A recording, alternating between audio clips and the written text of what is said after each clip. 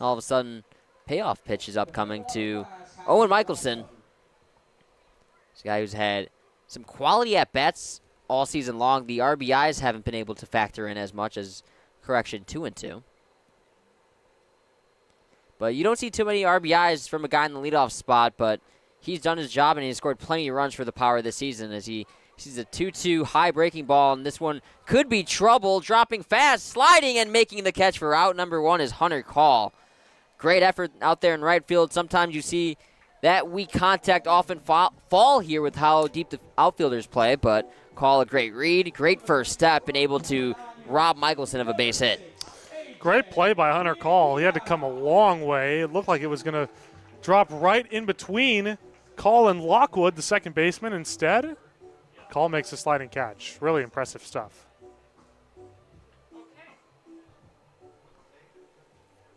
A.J. Banquina, who is the leader in stolen bases for this Power team, and he's really gotten better as the calendar has turned to July.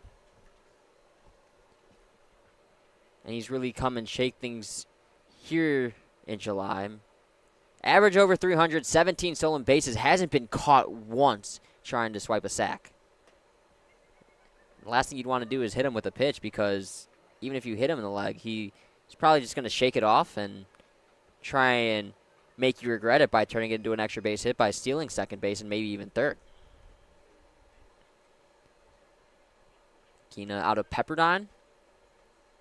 As he skies this one as one of the hardest hit balls he's hit all year, but that one going to hook right to the pole and foul, but had plenty of distance on it for sure. Yeah, he is not a home run hitter. That was loud for A.J. Bianchina, who makes a lot of great contact, but usually somewhere into the shallow outfield. He's got a lot of line drives in that bat of his. Very short bat, but not a lot of power.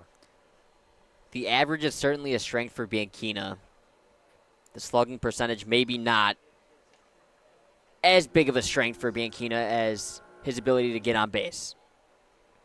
But what he lacks in the slugging, he turns into stolen bases, and that's an incredibly valuable trait to have as a baseball player, especially in the top of your lineup.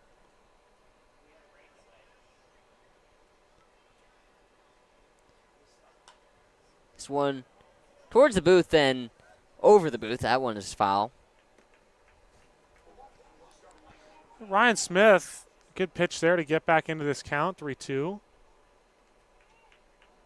Probably going to come back in here with a fastball, I would assume. Doesn't want to walk Bianchina, that much is for sure. Want to avoid the walk here. The payoff pitch is downstairs, and that's ball 4, so that's the last thing you wanted there. As now Bianchina will look for stolen base number 18. And if he's able to get to second base, you'd imagine this guy standing at the plate will be able to drive him in. Even standing at first base, you think this guy could probably drive him in. Brett Williams, what a tear he's been on. Absolutely. Williams leading the team in RBIs. He's red hot. He's got an OPS well over 1,000. St. Mary's Gale just came out of that team that made a great run in the NCAA tournament and now arrives here just as hot. So for Williams, he is in a stacked catching room at St. Mary's as he takes strike 1. Him and the other 2 backstops, a part of that Gale's rotation, combined for the best fielding percentage in the West Coast Conference, and Williams was the best of the bunch. He didn't make a single error last year. So he's already been a great defensive catcher, and he's talked to me already about how much that helps him at the plate with his approach. It's the 1-0, or the 0-1, is fired inside 1-1. So the approach has helped him a lot at the plate. It makes him a better hitter, gives him a better vision and a better understanding of the strike zone being behind the plate, although he's the designated hitter tonight. That familiarity behind the dish helps him as a hitter. And next year, heading to a St. Mary's team that played in a regional championships as they got Bianchina hung up. Throw goes high. Bianchina still in a pickle, though. He tries going around the tag. I think he was out of the baseline anyway. No, he wasn't. He's safe. My goodness. Missed the tag. Somehow not out of the baseline, and Bianchina showing the wheel still has not been caught stealing today, or this year. And that's an unconventional stolen base number 18 of the year. Yup. But Tomorrow morning in the box score, it'll show up as just a stolen base. It will not tell the story of the 30-second pickle that he was in. Give our amazing statistician yourself credit. It'll be up there tonight. It will. It'll have to be. Anyways, back to Brett Williams, as now there's a protest by the manager, and now we'll get a discussion. So that'll give us time to finish the thought on Williams. Next year, he's going to be a leader on that catching staff for a team that played in a regional final last season at St. Mary's, and they're a team with big ambitions, and they don't want to be a one-year wonder with a guy like Brett Williams behind the dish. I don't think they will be. Not when he's coming here and hitting 485 with 35 runs batted in this ballpark. And this is a pitcher's park. Oh, for sure. And it's not a small sample size anymore for Williams. He's been here since the tournament ended. He's been here for 7 or 8 weeks now, and he's been hitting for this consistent average all season long. Takes a slider right there, and it's 1-2. So after the extended delay, good job from Smith to just fire in a strike and worry about nothing but the guy at the plate. And it's a tough guy at that. As for Williams, he's looking to knot this ball game up at once. Here in the bottom half of the first, the 1-2, he takes it the opposite way, and that one is foul. And that's just a great approach from Williams. 1-2. We've seen a bigger strike zone from some umpires across the CPCL recently, and that has caused guys to maybe have to expand their strike zone a little bit, and Williams did exactly that. But he saw the pitch on the outside, tried taking it the opposite way, but just hooked foul. And now he's in a hole, and he knows it, so he's got to shorten up on that bat, but he does a great job in 2-strike counts. He's been doing it all year, hitting with 2 strikes, so we'll see what's in store for Williams here. But this is exactly who you want up with a man in scoring position. It's been a great 2-strike hitter as well, as the 1-2 is lined into left center field. This could be trouble, but it'll be caught by Will James, and that'll be out number 2. Nice running play by James. Definitely saves a run. And now, with 2 down, Ryan Smith can pitch to Junior Rodriguez however he wants, especially with an open base. Well, this is my pick to click, and I think he's a guy I don't think you can pitch to however you want. He's had 2 home runs this week already. And this is not a hitter's park, as you mentioned in the last at-bat. 350 to straightaway right field, and he's cleared that fence twice by plenty. You mentioned the aforementioned grand slam, but also the home run in Wednesday's ball game. Junie takes downstairs, and that's 1-0. I think the best part about Junior Rodriguez is that 472 on base average. And it's 157 points higher than his 315 average, which is also impressive. But just a sheer difference. I mean, 54 at-bats and 15 walks as opposed to only 13 strikeouts. That's crazy stuff. Well, I've always been one of those guys who I think OBP is more of a telling stat of a hitter than average. 1,000%. Yes, you might have a guy who's, like you said, hitting 310, but if you have an on-base percentage that's 150 points higher, I mean, every 100 at-bats you're getting on base 15 times more at least. As Junie lines this one, but caught! An absolute web gem from Carter Lockwood. It's been highway robbery across the outfield and now the infield from the Stars. Power have been hitting it hard, but have nothing to show for it. 1-0 after 1. We head to the top of the second. The Stars looking to build more. Like a family setting, we come and we get into conversation, and it's comfortable here is what I guess I'll say. It's comfortable. The hot cocoa has whipped cream and sprinkles in the whipped cream in the hot cocoa. Very family oriented. They cater to the kids. They got the coloring books and crayons, and they have kid-sized stuff about almost for everything that you would want. So young and old, everybody can enjoy it. It's the best. Made from scratch memories. Elmer's.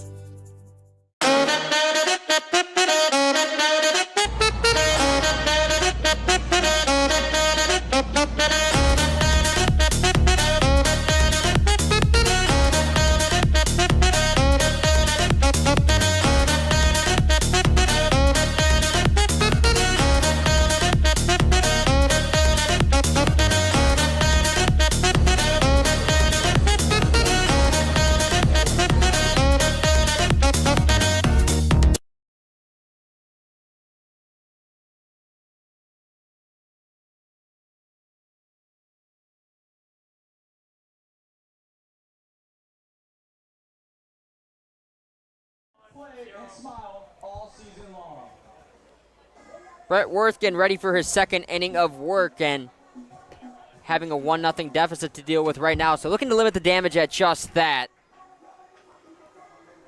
And you'll have 6, 7, 8 to deal with. It'll be Herrera, Campagna, and then Ramirez, and the 9-hole hitter in Lewis if it gets there.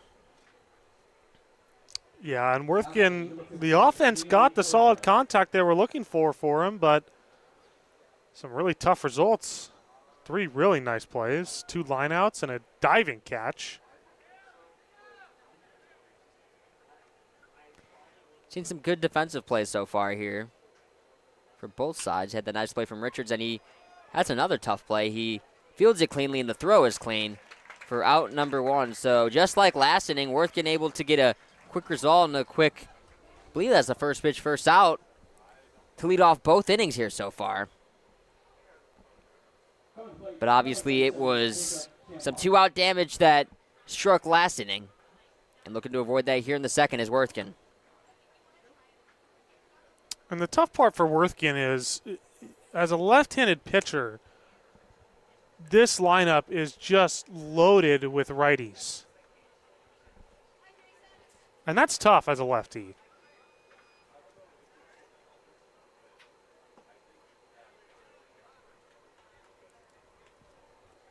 One out to Campagna. Another righty-lefty advantage hitter matchup. It's been a stacked lineup full of righties so far. Got a lefty on deck and Ray Ramirez.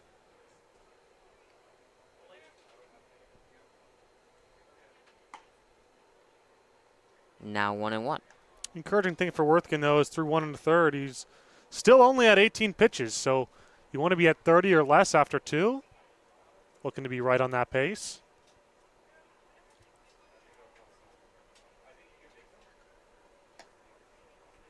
Set up outside is Wade, and he gets the call on the outside corner. Nice frame for Ben Wade, and now it's 1-2, advantage Worthgen. So you're seeing a PSCL battery. Ben Wade was part of that Lumberjacks team that won the regular season title. It helps a lot for a guy like Worthgen. Having familiarity with the backstop as that one gets away from it. I think miscommunication right there. Wade wanted it on the outside. Worthgen wanted to work inside, and miscommunication leads to ball 2 and pass ball that won't do any damage with no one on base. And although it was a lot of work, I do miss the PSCL. It was a lot of fun to watch, especially as the season went on. Oh, the playoff series, I know you were back home for the postseason, but I thought it was just absolute cinema. A comeback or an unreal Cinderella story of the ages with the Blue Sox. But not to be outdone by our champions, the North Stars, who were the 3 seed, and with the first 2 seeds being knocked out, and with the 2 seed being knocked out in the quarterfinal and the 1 seed Lumberjacks being knocked out in the semifinal. Set up for an incredible championship game that ended on a walk-off as this one's popped into the air. Calling it is Ben Wade, and he'll make the catch for out number 2. Yeah, I was bummed to be on assignment for that one, but I only heard about the greatness of the championship game and the excitement that it had. And I'll tell you what, it was as chaotic of an ending as you possibly couldn't have had, but it was a tremendous call from Vince Hesprick, who had a great call of that entire championship game, but the game got chaotic, but Vince handled the moment perfectly, and I think fully captivized what was an amazing PSCL season as a whole. He does a great job at that. 0-1 to Worthgen. Or from Worthgen, excuse me, to Ramirez, the shortstop. Make that 1-1. Where'd that miss? Looked like a pretty good pitch to me. Thought it was a strike. I looked down, and I look back up at the scoreboard, and I see ball, and I give myself a bit of a puzzled look. This one chopped on the ground. Richard shifted on the blade of the grass, so he'll make the play with ease in plenty of time for route number 3. Big goose egg in that half inning for the Stars, and it's the Power looking to keep that momentum building and get some offense of their own. We head to the bottom of the second. The Management Trust is a 100% employee-owned company. Every employee has a vested interest in providing memorable experiences to every homeowner and board members of HOAs. It's a very powerful thing. No homeowners association is too small or too large for us to manage. From community maintenance services to customized absentee home care, the Management Trust provides just about every service any homeowner could ask for. Hi, I'm Damien with the Management Trust. We're a community management built differently for your homeowners association. To find out how, give me a call. Outdoor living in the Coachella Valley is spectacular, and Tessera is the premier builder of outdoor living spaces in the desert. Nobody does it better than Tessera. From one end of this valley to the other, from Palm Springs to Rancho Mirage, Palm Desert, to Indio and La Quinta. For 35 years, we've created the ultimate in outdoor living, landscaping, pools, and patios, so you and your family can enjoy each other. Live well. Live Tessera. Quality first. It's quite a philosophy to live by. But world-class ingredients are the foundation of great meals. And we wouldn't have it any other way.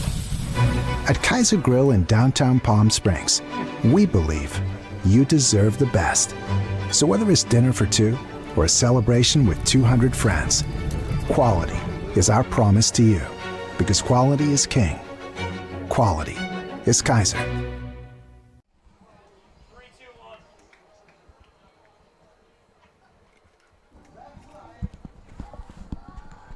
Caden Richards leading things off here in the bottom half of the second inning, and this is your pick to click here, Jack. He's a guy who has been a consistent hitter all season long, has been here from wire to wire. He's only missed one game for the Power this season, and he's been incredibly durable as well. Played first base in the last ball game they played back on Wednesday.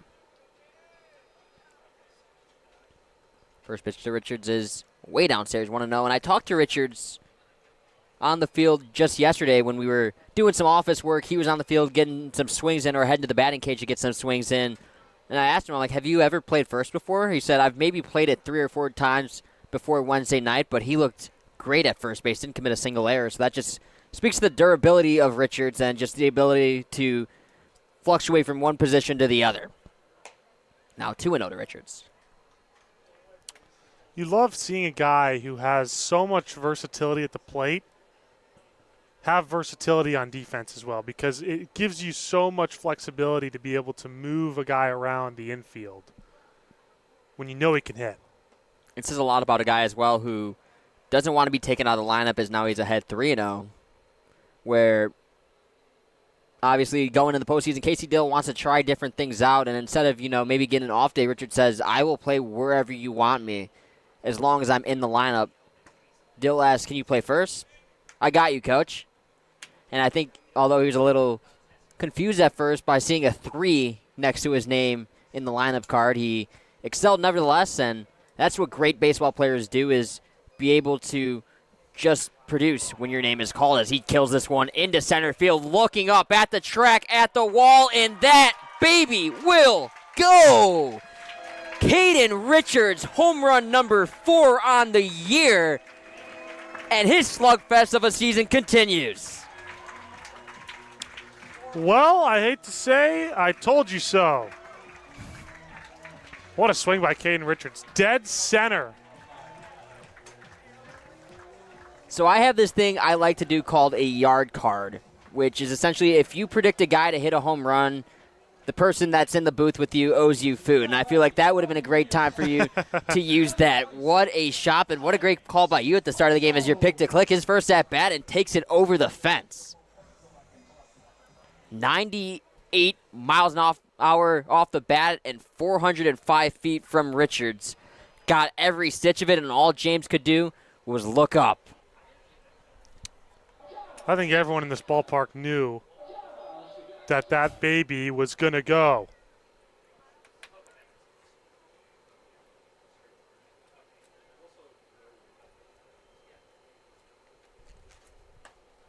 Now 2-0 to Alex Hassa. And mentioned the Power are looking to build off that momentum in the last half inning. Didn't allow any runs, and they weren't looking for a run on the first batter of the inning, but they'll definitely take it. And the common theory is that a home run can be a rally killer, but if it's the leadoff hitter, I think that can really send a different jolt to a lineup, and the offense can maybe explode from there. Absolutely. You see the first guy go up there in the inning and go deep, and you're the guy on deck. It's like, man, can't wait to get up there. And on the mound, I think that can rattle your cage a little bit as it's a 4-pitch walk to Hasso. Caden Richards was ahead in the count 3-0 and got a couple of strikes before he got a hitter's pitch and got every stitch. And I think now Smith on the mound understands that he made a mistake to Richards, and now he's getting in his head a little bit, and it's causing him to just miss the strike zone as a whole. And up steps Matt McCate with Hasso standing at first base.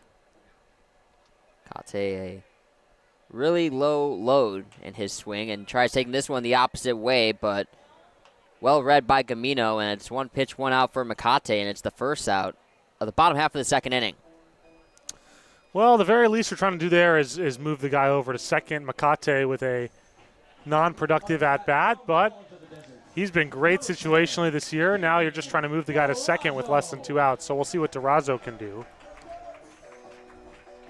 It's the bottom of the lineup that you're going to need to produce for the Power here to get the lead early on.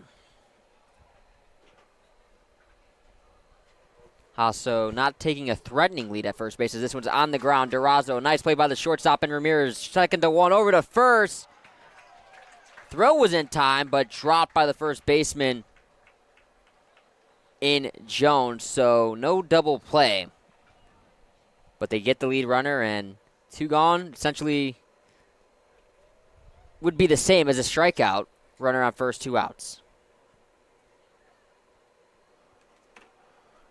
Be interesting to see what Ben Wade can do here with 2 down. Limited amount of at-bats this season. Mostly have come recently, and at the start of the year, he's hitting a .179, but at .324 on base percentage.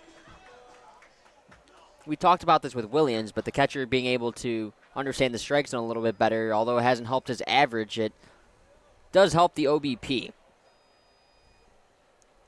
And eventually it turns into average, I feel.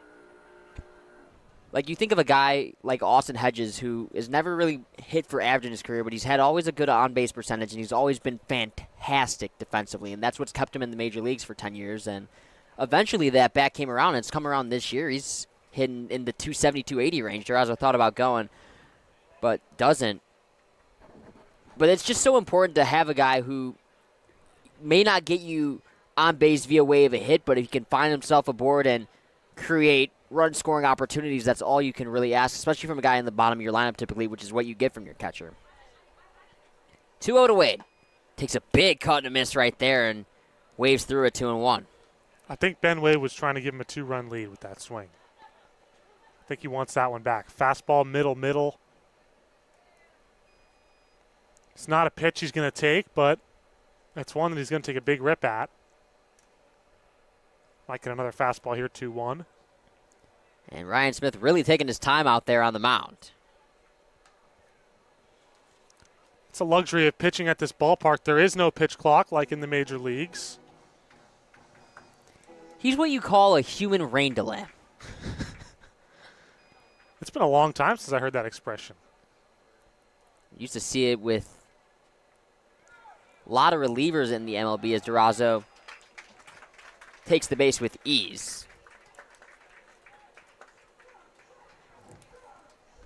And now a 3-1 count, a hitter's count for Ben Wade, and with now a runner in scoring position.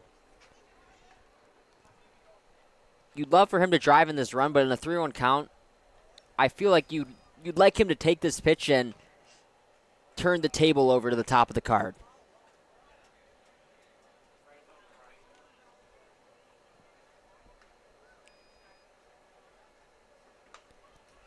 Ben Wade, if the net wasn't there, as you like to say, right back to us, but not the case. And you hear Ethan Olivares' seat go right back to a screeching halt. You heard it move a little bit, but... Oh, man.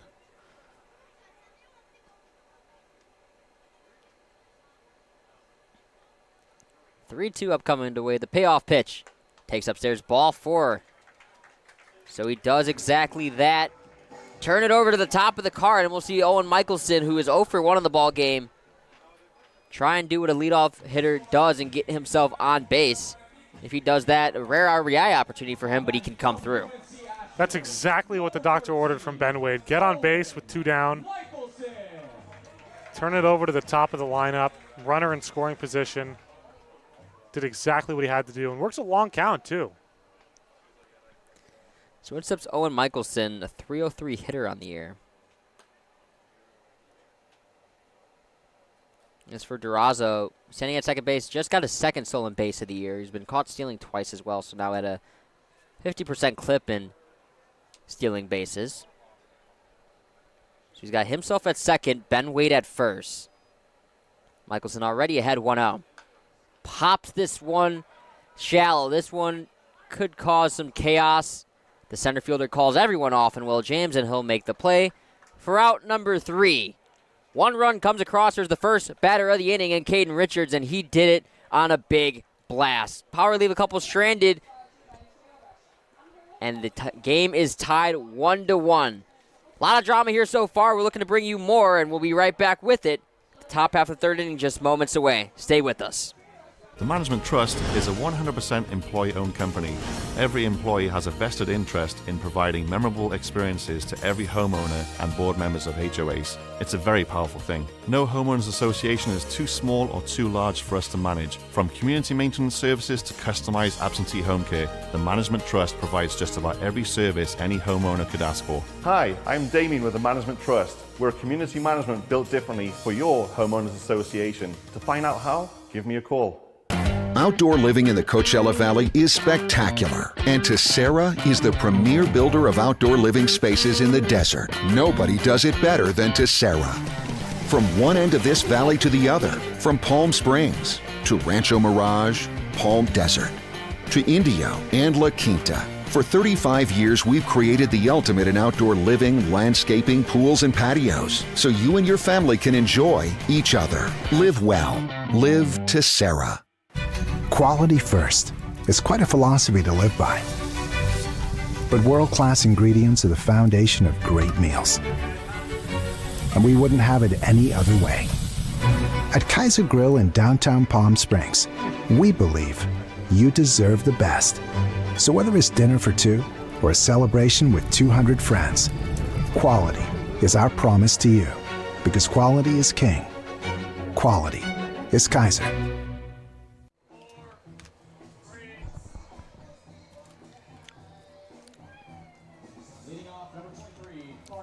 Carson Lewis stepping up to the dish here.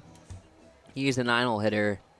For the Stars lineup, it's 9-1-2 and Call and Lockwood turning the card over after Lewis. He takes a big cut and miss. Had a breaking ball right there and didn't really stand a chance. Well, Lewis, it's rare to see a designated hitter bat 9th, but here we are. We'll see how it fares. But that typically means you're going to see maybe a pinch hitter at some point if a right-handed arm comes in. We'll see if that'll indeed be the case. But it's Lewis's turn to hit for now, and we'll see if he can make the most of his opportunity.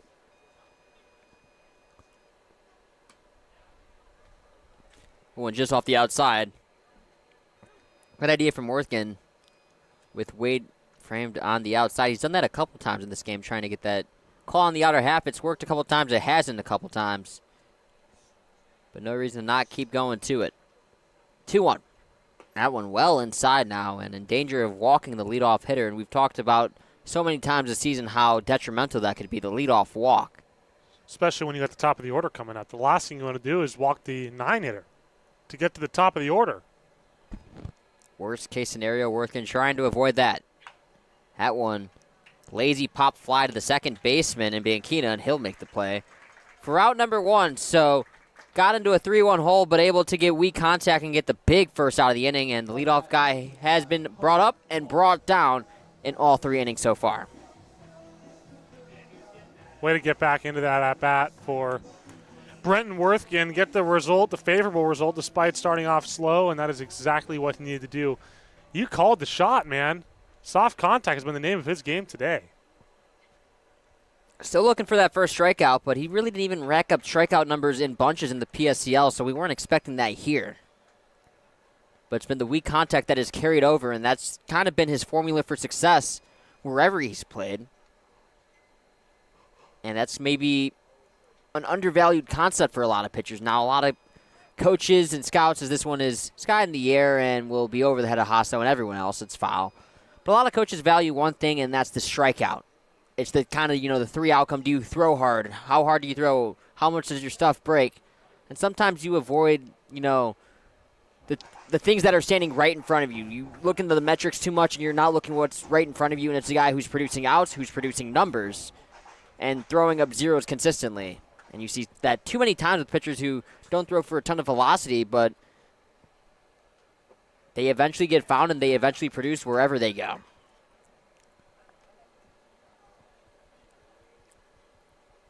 Almost got the first strikeout of the game there, but no swing on an appeal. Befitting. We've been talking about the lack of strikeouts so far, and now second time through. Gets his first strikeout. Looking to get it here on the 1-2. And it will not happen. That one lined into center field. That'll fall for a base hit. Right in front of Owen Michelson, but he'll toss it in before any more damage is done. That's third hit of the ball game for the Stars, and the first for Call. Now batting, number 13, Carter Lockwood. Just a great approach there with 2 strikes down in the count, 1 and 2. Professional at bat right there, just putting it right back where it came from, finding a way to make contact with the ball and letting everything else take care of itself. Trying to get Call jammed up in on the hands, and did a nice job of shortening his swing right there and just depositing the ball in the center field. So 1 out, 1 on. Big opportunity for Carter Lockwood, who had a double in his last plate appearance. Wade will try and throw back to the runner, and back there just in time. So prior to the base hitter is 5 straight retired by Worthkin. But he's a guy who produces a lot of weak contact, especially on the ground. That could put him in a prime position to get a ground ball double play, limit his pitch count, and get him out of this inning. Still only at 35 pitches. I mean, he's really worked quickly in this game. Can't say the same for Smith on the other end, but Worthkin indeed is working fairly quickly on the mound. A lot of dancing going on over there at first base by Call, and there's the first strikeout of the game, a swing and a miss from Carter Lockwood. And how about that for your first punchy in the CPCL for Brett Worthkin? Made him look foolish right there, way out in front of the breaking ball. And Worthkin with his first punch out. Tell you what, that's my type of swing on a breaking ball. And I wonder why my coaches asked me to pitch instead. Me too, except my coaches didn't ask me to do anything. They asked me to quit the sport.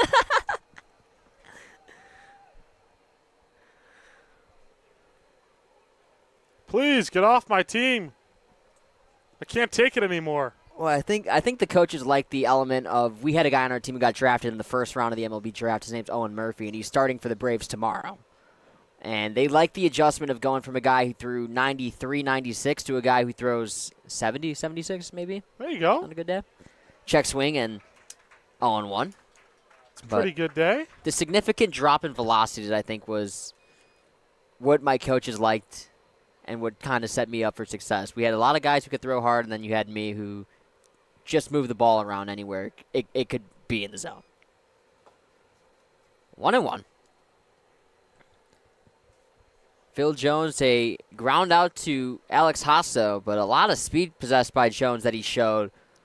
Made it a lot closer play than it needed to be, and that's a credit to him for his hustle out of the box, and he made Hasso have to hustle over there at first base and make it a play that was less than routine. Yeah, and this will be pitch number 40 for Brenton Worthkin. You want to be at 45 or less through 3. So he's got a few to work with on a 1-2 count especially. Maybe go below the zone with a breaking ball, see if you can get a similar result from Jones as you did from Lockwood. Gavin Camino, who had the RBI base hit standing on deck, so you'd like to avoid him if you can, but you will not. That one plopped into left field, an oppo base hit from Jones, and he'll slide into second safely. The throw beat him. the tag was nowhere to be found. And now Gavin Gamino, who already has an RBI base hit in this ball game in his first at-bat, looking to drive in a pair here. Yeah, and a similar base hit would drive into. So if you're Worthgen, you got to be really careful now. All credit to Jones, though, a hustle double. We were just talking about it in the beginning of that bat, how he showed speed on the hustle grounder, and he showed the speed on that hustle double. Good news is for Worthgen, you have the open base at first if you would rather pitch to James, who's 0 for 1. Both righties, so not really an advantage to face either guy if you're Worthgen on the mound. Especially considering the fact that James is 0 for 1, but the line out was 101 miles an hour off the bat. So you feel like he's seeing him very well, and he's due for a result at some point. This one, a pop fly into right field. Rodriguez ranging on it, and that one will fall right in front of him. One run is in. The second one, and Jones coming to the plate. He'll slide in safe. All 3 RBIs in the ball game off the bat of Gavin Gamino. He has 3 in this ball game in only 3 innings. This one, a 2 RBI single, and it's 3-1 Stars. Another great situational piece of hitting right there from Gavin Gamino. Just does exactly what he has to. It wasn't flashy, it wasn't sexy, but hey, he puts it right in front of Rodriguez on a lazy fly ball, and it gets 2 runs home regardless. And that play by Jones, they make turning a single into a hustle double now looms even larger because instead of 1 run scoring there, it's 2. And for Gamino as well, coming up with 2 outs and delivering both times, that is clutch. Pop fly, shallow outfield, trying to make a play on it, and making the play is Durazo. He called off the left fielder in Makate, but the damage was done. Gavin Gamino strikes again, this time not 1 but 2 RBIs on one swing, and the single makes it 3-1 Stars. Power looking to answer when we get back here at the bottom half of the 3rd inning here on the PS Power YouTube channel. Don't go anywhere. For 20 years, our family's mission has been simple. It all starts at Stuffed, where exceptional service meets bold flavors. Every crust, a masterpiece. Cocktails crafted to perfection in an atmosphere that brings family and friends together. Stuffed pizza, dine in or take out. Savor and enjoy at our 2 locations. Quality, service, family legacy, it all starts at Stuffed. Whenever you find yourself hungry for something real, simple, and true, we're here for you. That's what a hamburger's all about. Monster Shakes, the best ice cream creations in the desert and only place in the world that serves all 10 flavors of Dole Soft Serve. The winner of the best soft serve and smoothies, home to the world's best date shake and other fun creations like ice cream nachos and the cotton candy burrito. For a limited time, come in and try your luck. Any soft serve that weighs exactly 16 ounces is free. Monster Shakes in Palm Springs and Cathedral City facing the Mary Pickford. Franchise opportunities available too. Monster Shakes, a delicious mess. 9:39.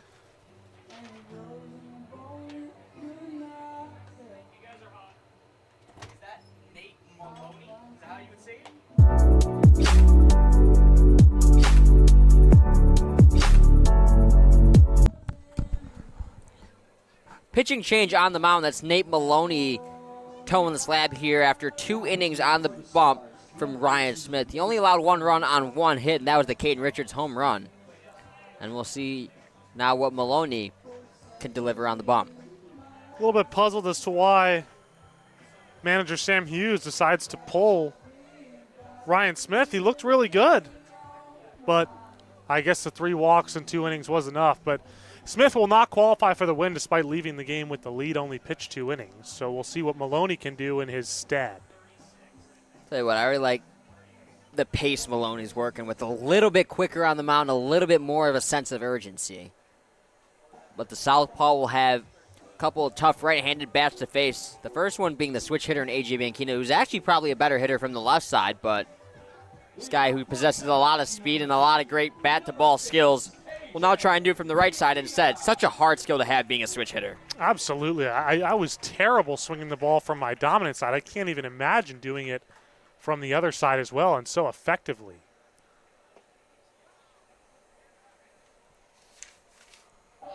Keena, another one of those guys who's just a great personality on this team. 1-0. This one in the air from Bianchina heading towards left center, but got a bit under it, and camping under it will be James for out number 1. Back-to-back flyouts to the center fielder. Up to bat from St. Mary's College, number 19, Brett Williams. So Brett Williams looking to start a rally for this power team, and if there's anyone on this team to get it started, it's a guy who gets a hit in 1 in every 2 at-bats, and he did get a hit in his last at-bat, so he's got to be due here, Jack, doesn't he? Absolutely. I mean, Brett Williams is a guy that is hitting well above 400. That one up the middle. Tough play for the second baseman, and Lockwood, the throw not in time, and indeed, he was due for a knock. Proving you right there, partner. Brett Williams going right back up the middle. Again, it wasn't flashy, but it gets the job done. You bounce it slow enough somewhere, and hey, you'll find yourself on first base. That's what I love about Brett Williams, the confidence, despite getting robbed of a base hit his last time up. So Brett Williams, in his first game, had 2 hits. Didn't get a hit in his second game. And for the last now 23 games, he's gotten a hit. And in over half of those, he's gotten at least 2. What an incredible bat Brett Williams is. That one. Hot shot over towards the concession stand. No one seems worse for the wear, so. Fortunately, Junior Rodriguez is a guy who hits the ball hard. Doesn't hit it right at any of our great spectators here at Palm Springs Stadium. Correction, it's actually Cole Roberts pitching. We didn't have a number 38 on the roster. First, we were told it was Nate Maloney, and now we get word it's Cole Roberts. So Roberts is the big left-hander. Roberts, who had the tough task of facing Williams, now will get an advantage lefty-lefty matchup here against Junior Rodriguez, and he's playing it to his favor. Already ahead 0-2 on Junie. He's been working him inside. Junie's still looking for his pitch. He was robbed of a base hit on a tough line out. For Junie to find a way aboard, especially with the guy standing on deck in Richards, but it'll have to be Richards who does it with 2 outs. This one's skied in the air on the infield, and it's actually the shortstop who will call it in Ramirez. So a ball that seemed to be Lockwood's from the moment it went off contact instead gets called off by Ramirez, the shortstop. Nonetheless, the play is made, and it's 2 outs, and Caden Richards looking to maybe drive in another run here. He drove him himself in his last at-bat. Ray Ramirez owes Carter Lockwood dinner for that one. That was Lockwood's ball the whole way.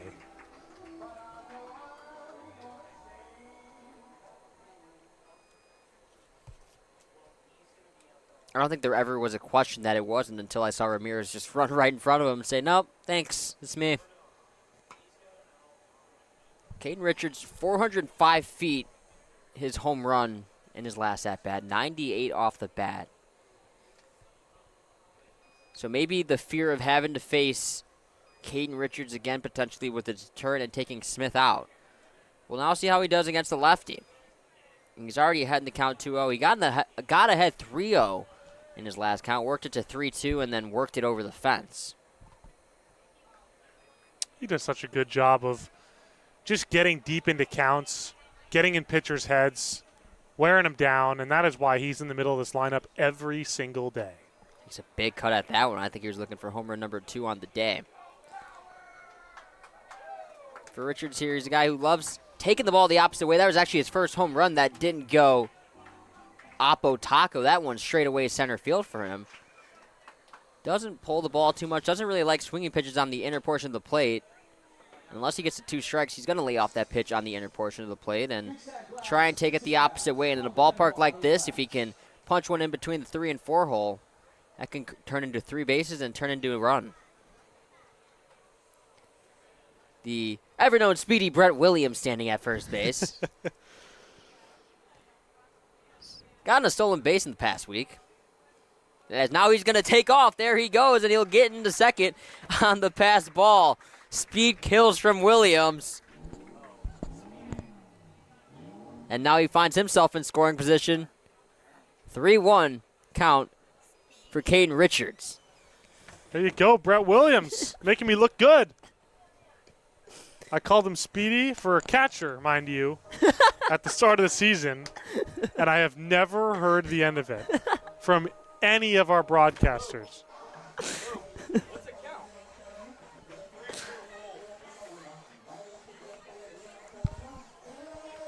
That's great stuff, man.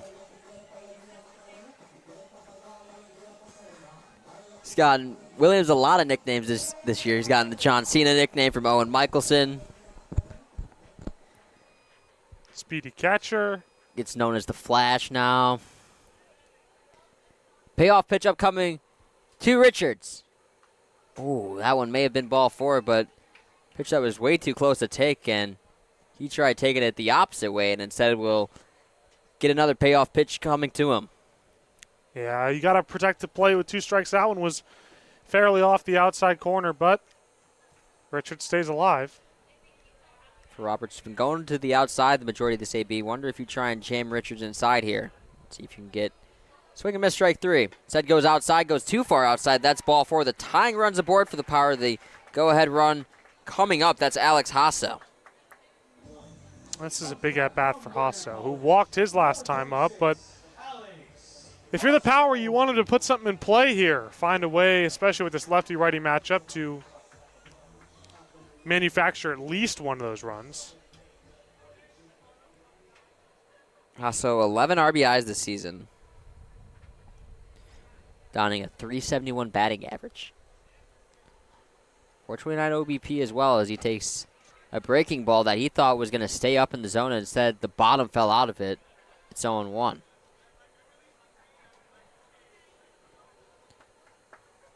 Hasso, 5 straight games with him, or for him, with the base hit. Although it's not as impeccable of a streak as Williams. I don't think there's anyone on this Power team who's even going to come close to the hit streak that Brett Williams has manufactured since the calendar has really flipped to June. It's been the Power's best bat. He's standing at second base. Richards standing at first. Hoping the guy at the plate, Alex Hasso, who's already behind 0-2, can come up with a big 2-out hit. Hasso tries dumping this one the opposite way, but is unable to do so. A little bit too hard and right at Hunter Call. So 2-out offense has been the name of the game for the Stars, and the Power have been unable to convert in those opportunities. 5 left on base so far, and only 2 for the Stars. And the scoreboard shows a 2-run lead as well. Stars take a 3-run lead into the 4th inning. We got more baseball for you. Don't go anywhere. We'll be right back. Think of the highest quality you can imagine. Now, think higher. Hamburgers, all about. Thank you for calling the Sandwich Spot. Is this a sandwich emergency? It's a sandwich emergency! Great sandwiches made with love. The Sandwich Spot. Love all, feed all. Located in downtown Palm Springs inside of the Henry Frank Arcade. Jessup Auto Plaza has been proudly serving the Coachella Valley since 1938 as your trusted family-owned auto destination. Now, electrify your drive with the Valley's most extensive range of electric vehicles. Drive the Chevrolet Blazer, Equinox, Silverado, the powerful GMC Hummer, Sierra, and the distinctive Cadillac Lyriq. Silent power, bold performance. Electrify your drive. Jessup Auto Plaza. Since 1938, the EV brands you love, the family you trust.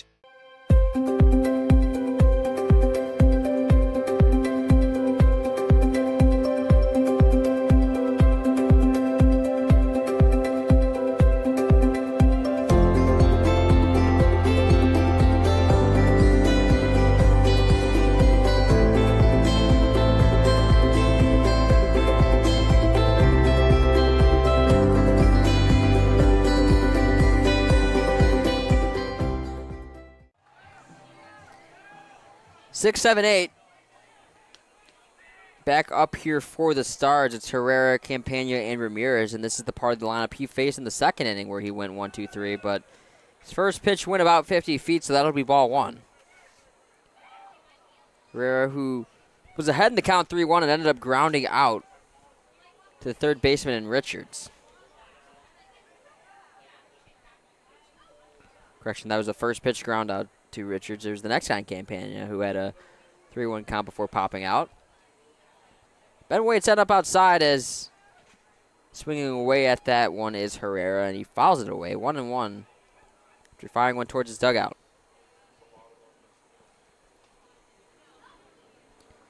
You'll have to see Worthkin attacking the zone here early in this fourth inning, trying to get those hitters back up to the plate who are seeing good pitches and making good contact, but just not able to get that two-out hit. For the Power, you feel like those runs are going to eventually come. You can only leave guys on base for so long before someone eventually comes through with a clutch hit. So if you're the Stars, you'd like to keep tacking on before it turns into a clutch hit, and it just turns into chipping away. 2-2 here to Liam Herrera. He's at the hot corner today playing third. Hey, better today than tomorrow, I'll tell you that much. The last thing the Power need is to leave runners on base tomorrow. Game 1 of the championship series. The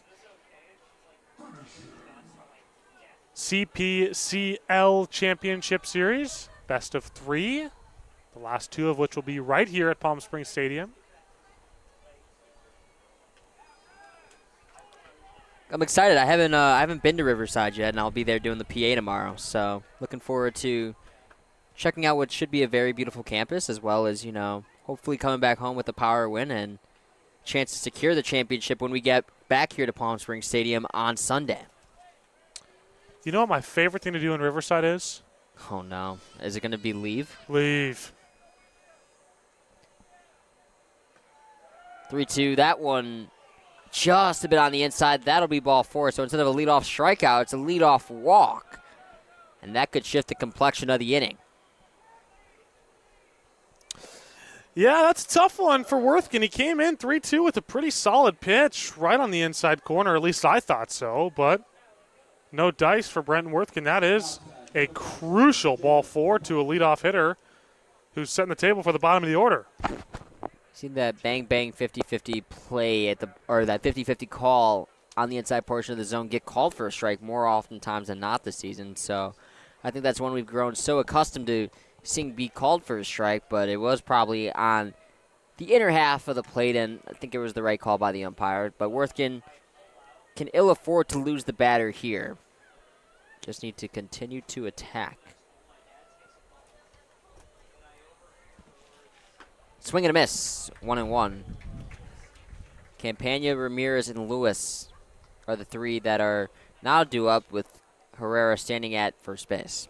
That was pitch 50 for Worthkin, so still working at a good pace, but a ground ball here would be huge. And for Worthkin, likely going 5 here as he gets a pop-up in the air, center field, Michelson ranging under it, and he'll make the play for out number 1. That's huge. To get that soft contact, to get that easy, lazy fly ball. Nobody advances. Runner still on first, double play still an option. Now a lefty bat. Pretty good situation here for Worthkin, top 4. So you'd like to get out of this inning before having to face the top of the lineup for the 3rd time. And I think once you face that lineup 3rd time through, that's really when you get to see how long his leash will be extended. And if he gets himself into trouble, will that be the end of his outing? But you'd like to see him complete this inning and maybe another, and we'll see if Casey Dill lets him get there, and he fires in the first pitch strike to Ray Ramirez. Especially when you consider the fact that the top of this order is 5 for 8 between the top 4 hitters. So this is not a lineup where you want to turn things over with 2 outs. And for the last 2 games for the Powers, that one gets away, and Herrera will advance himself into second base. In the first 5 innings of the last 2 games for the Power, they didn't allow a single hit. A single hit. Now, that is a lot to ask out of Worthkin, but he's given up 3 runs here. You've had a bullpen that's obviously as well rested for the postseason as you can possibly get it. But for Worthkin, facing a little bit more adversity on the mound, I think for this power offense, it's more of a good thing than anything that they're getting hit around a little bit because it's been a pitching staff that's been so dominant as of late. The offense hasn't really felt the pressure to have, clutch at-bats, need to come through in big situations, and I think tonight could be a big opportunity for them to not, maybe get warm, but get back in the swing of being into those situations because they know it's going to be a tight series all series long. We saw in the first 2 games against the Legends, so you expect these next 3 games against them are going to be equally, if not more competitive than the first 2. 1-2. That one on the ground, but through the 5-6 hole, right past Durazo. Getting the windmill and heading for home. And scoring will be Herrera. Stars extend their lead even further. 4-1 score. That hurts.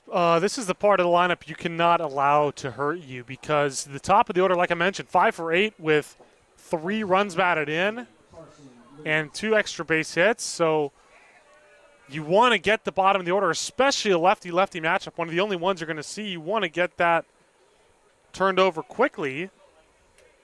Instead, you're turning them over the wrong way. That was an out you felt you needed to get. And instead of getting that clutch out, the run scores in a lefty-lefty matchup, now you got to face bottom of the lineup that's been doing a good job today, but a top of the lineup that's been even better. And it hurts even more because of the fact that it was a slow chopper to short and nobody was home because Durazo was pulled all the way towards the center. And it's same thing, same result for the 9-hole hitter. Carson Lewis does the same thing Ray Ramirez does with the exception of not driving in a run. But Worthkin's been getting hit around. That's hit number 7 already for the Stars. And on the other side for the Power, only 2. Yeah, starting to look a little shaky. Angel Landazuri is warming up in the bullpen now for the Power. First action we've seen. But here's the top of the order. So call comes up, and this is where Worthkin's got to be very careful. It's a leash that might be shorter than we thought. 8 at-bats from the first 4 hitters in this lineup and 5 hits from the top 4. So not an easy part to deal with, and seeing this part of the lineup for the 3rd time now. This could be real danger here for Worthkin.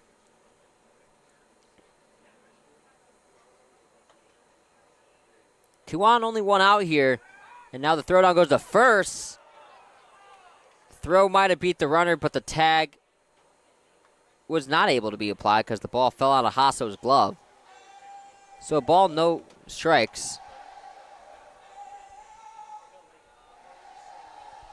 The leadoff hitter and Hunter Call. 1 for 2 in the ball game, an F9, and a single was left stranded at third base his last at-bat.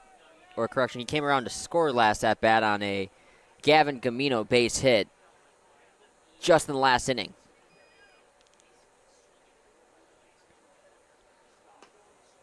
Attacking the inside, and pitch hasn't been called all day. Another ball ahead in the count, 2-0 is call. And it was already a dangerous situation. Now a hitter's count.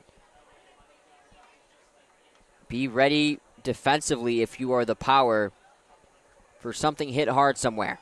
2-0. That one spiked in the dirt instead. Runner heading for third. Looks like they got him. Not in time. Wade looks confused. He thought the throw beat the runner by plenty. He thought the tag from Richards had the runner by plenty, but instead, a swipe sack, and standing over at third base is Ray Ramirez. And this is where allowing these guys to reach really starts to hurt you. It's stolen bases. And now with a 3-0 count, Worthkin's got to come in, and Call knows it. And this is starting to look a little shaky for Brenton Worthkin. I'm surprised for the Power, at least at the corners. They're not coming in here. I know you want to try and maybe preserve the double play. Yeah, he needs a ground ball. Big time. But at least at the corners, you can maybe, if you get a hot shot to third base, which we've seen a couple times with balls coming right back to Richards, can keep that runner right where he's at third. All getting the outs, but forget all that because in 4 pitches, The leadoff hitter in call has walked, and now, as you like to say, I like to say, sacks are packed. That's all you, partner. I only say it when I'm mimicking you. Maybe not the situation we'd want to use it right here. It's been a Stars offense that has come into Palm Springs Stadium, and with the exception of the second inning, has put at least a run up in every inning. They came to play here today. They sure did, and not to mention the fact that they've got 7 hits, 2 walks, and they've worked Worthington for 62 pitches here through 3 1/3. That's going to be it. Just going to ask, will that be it? Casey Dill coming to the mound. We'll see if he asks for the ball. Yes, he will, and that'll be the outing for Worthington. So his day is complete. Got hit around a bit and leaves a tough jam for the next reliever. Bases loaded, 1 out, a 4-run lead for the Stars, and they're looking to break this one open. Looking to alleviate the damage is the new power reliever who we will meet when we get back here on the Palm Springs Power YouTube channel. Don't go anywhere. There's something winning in the Agua. Catch all the action at 360 Sports at Agua Caliente Casinos. Watch your favorite teams on our giant wraparound screens. See live scores on the LED sports ticker. Win big with our bar top games and enjoy great twists on bar food favorites. And with 3 premier casino locations, 360 Sports is the ultimate fan experience. For more information, visit aguacalientecasinos.com. Across the Coachella Valley, you'll find our communities powered by short-term rentals. These rentals bring visitors and dollars to the region. Whether attending events, checking out the art scene, or dining at restaurants, when they spend money, we all score. The nearly $1 billion impact of short-term vacation rentals generates tax revenues that fund police, firefighters, education, and many other programs that improve our daily lives. To learn why short-term rentals are a grand slam for the home team, visit onecv.org. Shopping for car insurance is confusing. Holy cow.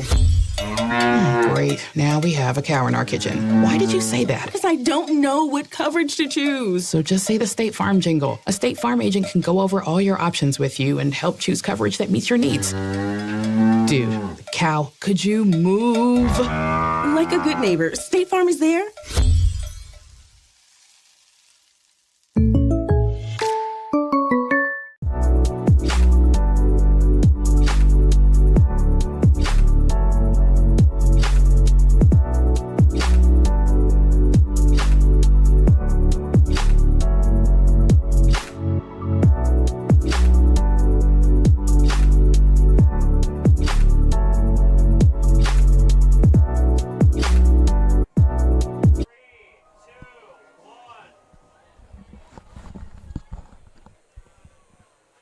Tough spot for Angel Landerizzi to find himself in here. He's looking to not only eat up some innings for this bullpen, but wiggle this power team out of the jam that Worthington created. Just joining us, or need a refresher. The bases are loaded here with 1 out. Already 1 run across for the San Diego Stars and a 4-run lead for them. They have 4 runs on 7 hits. No errors from either side, but it's 1 run on 2 hits for the Power. That 1 run coming on a Caden Richards home run. The runs have been coming on timely hitting for the Stars. And the RBI base hit with 1 out by Ray Ramirez was the first RBI the Stars have gotten with less than 2 outs. And they're looking for more here. The 2-hole hitter in Carter Lockwood. He's got a double. That was back in his first at-bat. Came around to score, but also a strikeout in his last go-around. The 0-2 to Lockwood. Swing and a miss, but not strike 3 as that one was fouled off. And I thought Williams might have had a play on it. He did not. And it'll be a second chance at life for Lockwood. And if you're Landazuri here, you will trade the out for the run just to avoid an utter disaster of an inning. I mean, this has got 5-spot potential with the bases loaded. 1 run already across, still only 1 out. 0-2. That one chopped on the ground. Not going to be able to get 2. Benkita looks at the runner at second. Instead, we'll just toss over to first. Trading the out for the run, like you said. Second and third, 2 away here.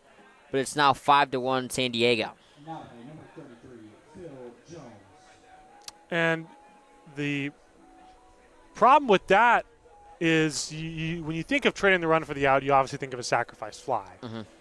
Here, with the ground out, now you have two guys in scoring position as opposed to one standing off of second on the sac fly. Now you have guys off second and third, so a base hit still scores a pair. And a massive hole up the middle, so line drive to that spot, and Phil Jones has broken this game open. It could be 7-1 on just one swing. It's been timely hitting with 2 outs for the Stars. 3 of their 5 runs have come across with 2 outs, excuse me. As that one skips through the net and into the stands. And the Souvenir rocking a jersey of the guy who you don't think is the GOAT in Lionel Messi. That's because he's not. Either way, it'll be either him competing for his second World Cup, Lamine Yamal looking for his first, and Cristiano Ronaldo watching from the couch with still 0. How many Euros does Messi have? 1 and 2. How many Premier Leagues does Messi have? Run my memory on those. Hey, I'm a Liverpool guy. I'm just trying to get some A+ rage bait going into the booth here. I saw a golden opportunity, and I wasn't going to let it pass up. No. Big chance here on a 1-2 to alleviate the damage by Landerizzi. He gets a ground ball. Hasso fields. He's going to toss over to Landerizzi and wins the race to the base. Another crooked runner, a pair of runs at that for the San Diego Stars. They extend their lead to 5-1, but with the bases being loaded with 1 out, it could have, or with nobody out, it could have been a lot worse. Power look to get some offense going, and they're going to need it now. Bottom. There's something winning in the Agua. Catch all the action at 360 Sports at Agua Caliente Casinos. Watch your favorite teams on our giant wraparound screens. See live scores on the LED sports ticker. Win big with our bar top games and enjoy great twists on bar food favorites. And with 3 premier casino locations, 360 Sports is the ultimate fan experience. For more information, visit aguacalientecasinos.com. Across the Coachella Valley, you'll find our communities powered by short-term rentals. These rentals bring visitors and dollars to the region. Whether attending events, checking out the art scene, or dining at restaurants, when they spend money, we all score. The nearly $1 billion impact of short-term vacation rentals generates tax revenues that fund police, firefighters, education, and many other programs that improve our daily lives. To learn why short-term rentals are a grand slam for the home team, visit onecv.org. Shopping for car insurance is confusing. Holy cow. Great. Now we have a cow in our kitchen. Why did you say that? Because I don't know what coverage to choose. So just say the State Farm jingle. A State Farm agent can go over all your options with you and help choose coverage that meets your needs. Dude, cow, could you move? Like a good neighbor, State Farm is there.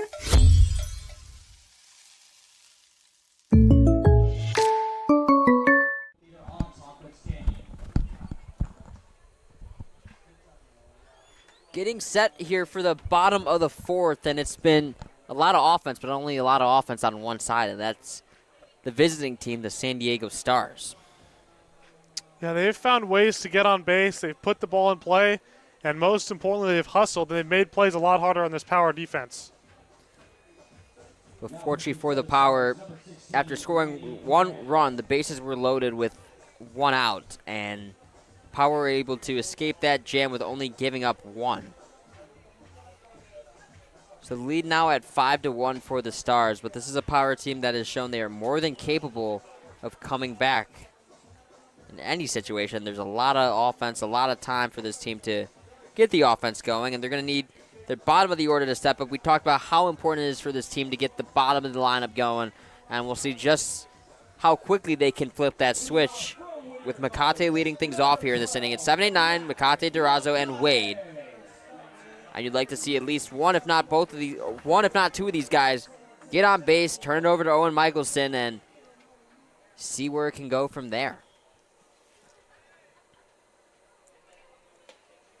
Makate takes first pitch strike. I think the catcher might have been crossed up a little bit by that pitcher, not expecting the location to finish where it was. Nonetheless, a strike either way. It's 0-1 to Makate, working quickly on the mound as Makate skies this one into right field. No doubt about it. He flips his bat, and that baby will go. Matthew Makate, his second on the year, his first since May. And the Power needed an offensive boost, and they get it on one swing. Matthew Makate, 5-2, the second leadoff hitter to go yard in 3 innings. 378 feet. You thought he got a lot more of it with how hard he hit it. He absolutely boasted that one. 93 off the bat.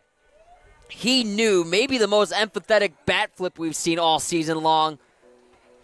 And starting to chip away. What a swing from Makate, and now both of his home runs on the year have come from that left-handed batter's box. He loves digging in as a switch hitter on the left side, and it showed right there. My goodness. I was going to mention how he had a home run at the start of the season, but the Power hasn't really come around over the last month or so, and before I got a chance to say that, he showed me. Pimped that baseball. He knew off the bat it was gone. I think everyone knew off the bat it was gone. But he waited until it cleared the right fielder's head over the wall to flip his bat right by the first base bag. And what a way to greet the new pitcher, Manny Miranda. My gosh. Miranda was working quickly on the mound. But what was quicker was the swing from Makate.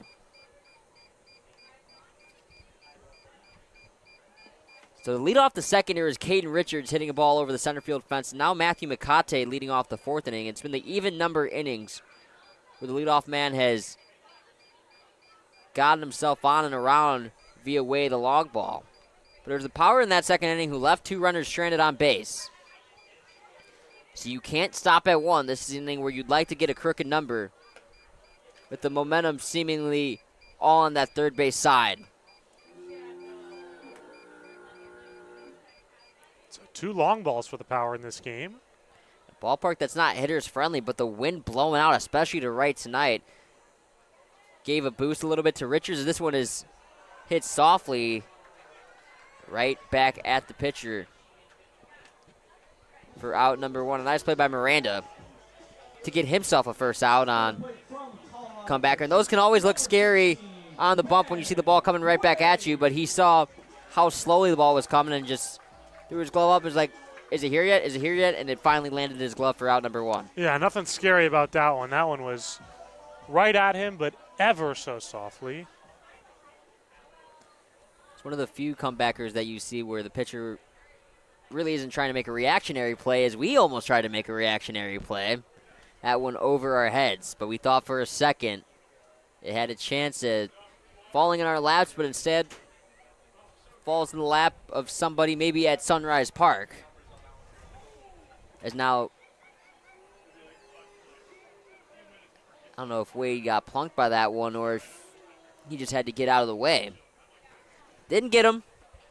Just takes a walk around to reacting to a ball that came in his grill but didn't plunk him. 1-1.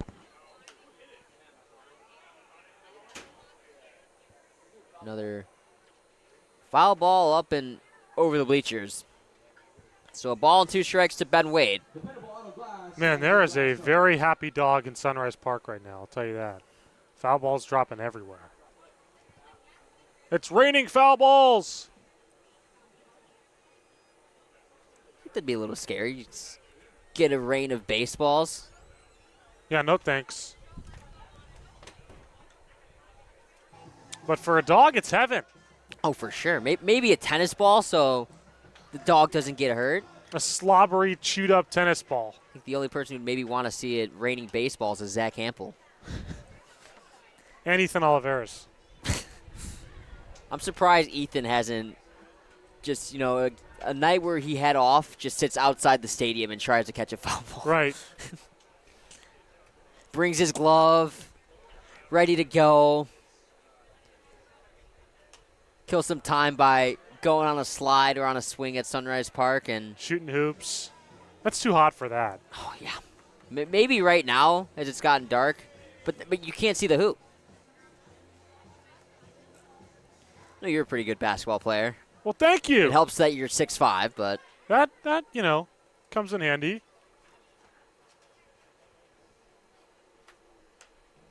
Now, Wade, who's been popping a lot of balls up, pops one on the shallow infield, and I don't know what happened there. I think they're trying to get out of the way of Wade. He won't be called for interference, I don't think. And the ball just somehow falls between Miranda and the first baseman, Jones. Well, Wade catches a break there. I mean, yeah. He made not so marginal contact with the pitcher in Miranda. Like sometimes when I'm driving to the ballpark, someone cuts me off on Sunrise Boulevard.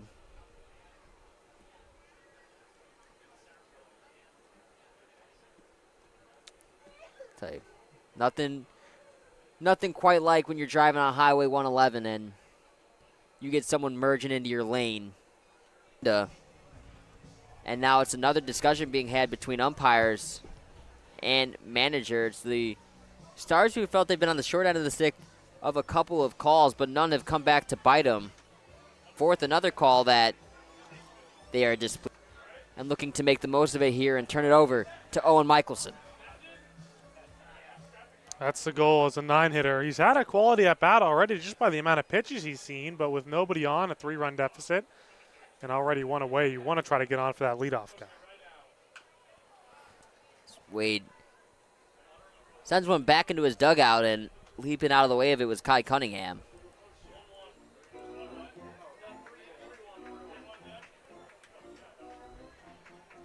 And for Ben Wade, heading to Colorado Christian in the fall, and he'd like to finish the season on a positive note before he goes and head out to Colorado. As he Wade around second, he thought about there. Now he's for sure thinking about it, and he's in there. A 3-base error, and the crowd explodes for Ben Wade. Man, I mean, I am at a loss. That is incredibly costly to give up 3 free bases when you're ahead by 3 runs. Well, would have been out number 2 and nobody on. Instead, you got the leadoff hitter coming up with a man on third. 1 out. So not often you're given an extra out in at bat, let alone 2 extra outs. The fly ball on the previous play that caused a miscommunication between the pitcher and the first baseman. And now the fly ball to call, it was hit hard, yes. It was an absolute rocket from Wade. But it seemed like Call just had to go a few steps back. And that's what he did. It seemed like he may have lost his footing at first, but it seemed like he regathered himself and did enough to make the plays. That one is another error. That one's right through the wickets of Herrera. And it's starting to become a nightmare defensively for the Stars. Back-to-back errors, and the Power capitalize. Lead sliced in half in the inning. It's 5-3. I'm naming my next cat Ben Wade because he has 9 lives in this game. My goodness. Ben Wade reaches on the error out in right field. And a 3-base error turns into magic on the base paths for the Power. Disaster for the Stars. And I don't know if you're aware of Mike Vasso's magic wand from the White Sox. He waves a magic wand around the dugout, and he says it brings good luck to the team. And you wonder if there's someone in the Power dugout waving some sort of magic wand or, having some sort of influence on the defensive play, because there was flawless in the first few innings, some really tough plays on some really hard-hit balls by the Stars in the first 3 innings. And this inning, it's all kind of unraveled, and the Power now have the tying run at the plate. I think Casey Dill has a fielding glove voodoo doll. And now it's just causing control issues for Miranda, who is having no issues finding the strike zone. He's getting just power hitters to make contact. And he's gotten some rotten luck from his defense, and now it's, as he thought it was ball 4, he clips the very edge of the zone instead, and it's 3-1. 22 pitches from Miranda, just 1 out. But realistically, he should be through the inning.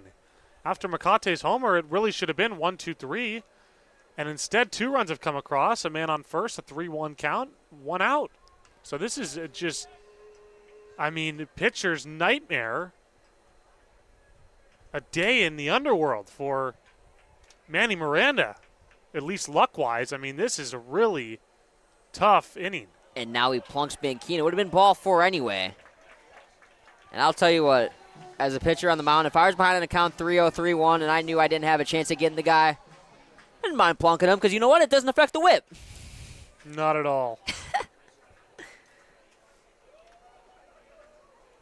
Wondering why my whip's so low and I didn't walk any guys. Well, There you have had it. about 25 hit by pitches. There you have it. You'd make a great PSCL pitcher.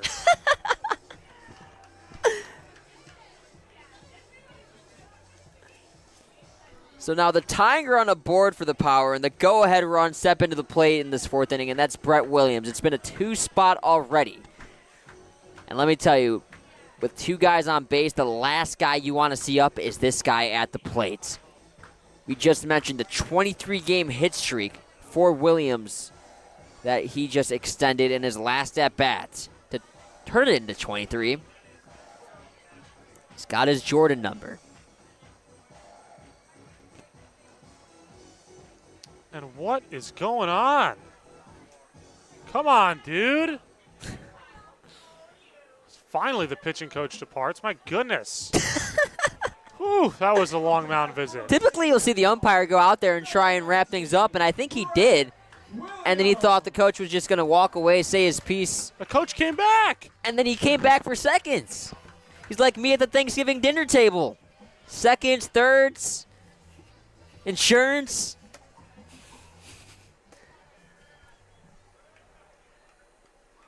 Insurance closed, meeting adjourned. And Brett Williams, he gets plunked. And after 2 pitches and 2 hit by pitches, the crowd will rain a barrage of boos on the pitcher and Miranda. So clearly the minute and a half pitching conversation didn't work. Go ahead, run on base for the Power. And Junie Rodriguez, who already has 1 grand slam this week. How about another? He's your pick.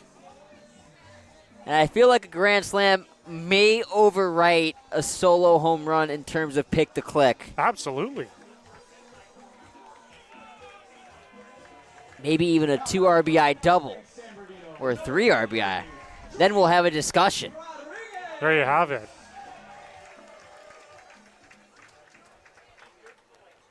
Junie, who's 0 for 2 in the ballgame, he's a guy who you like to say is due.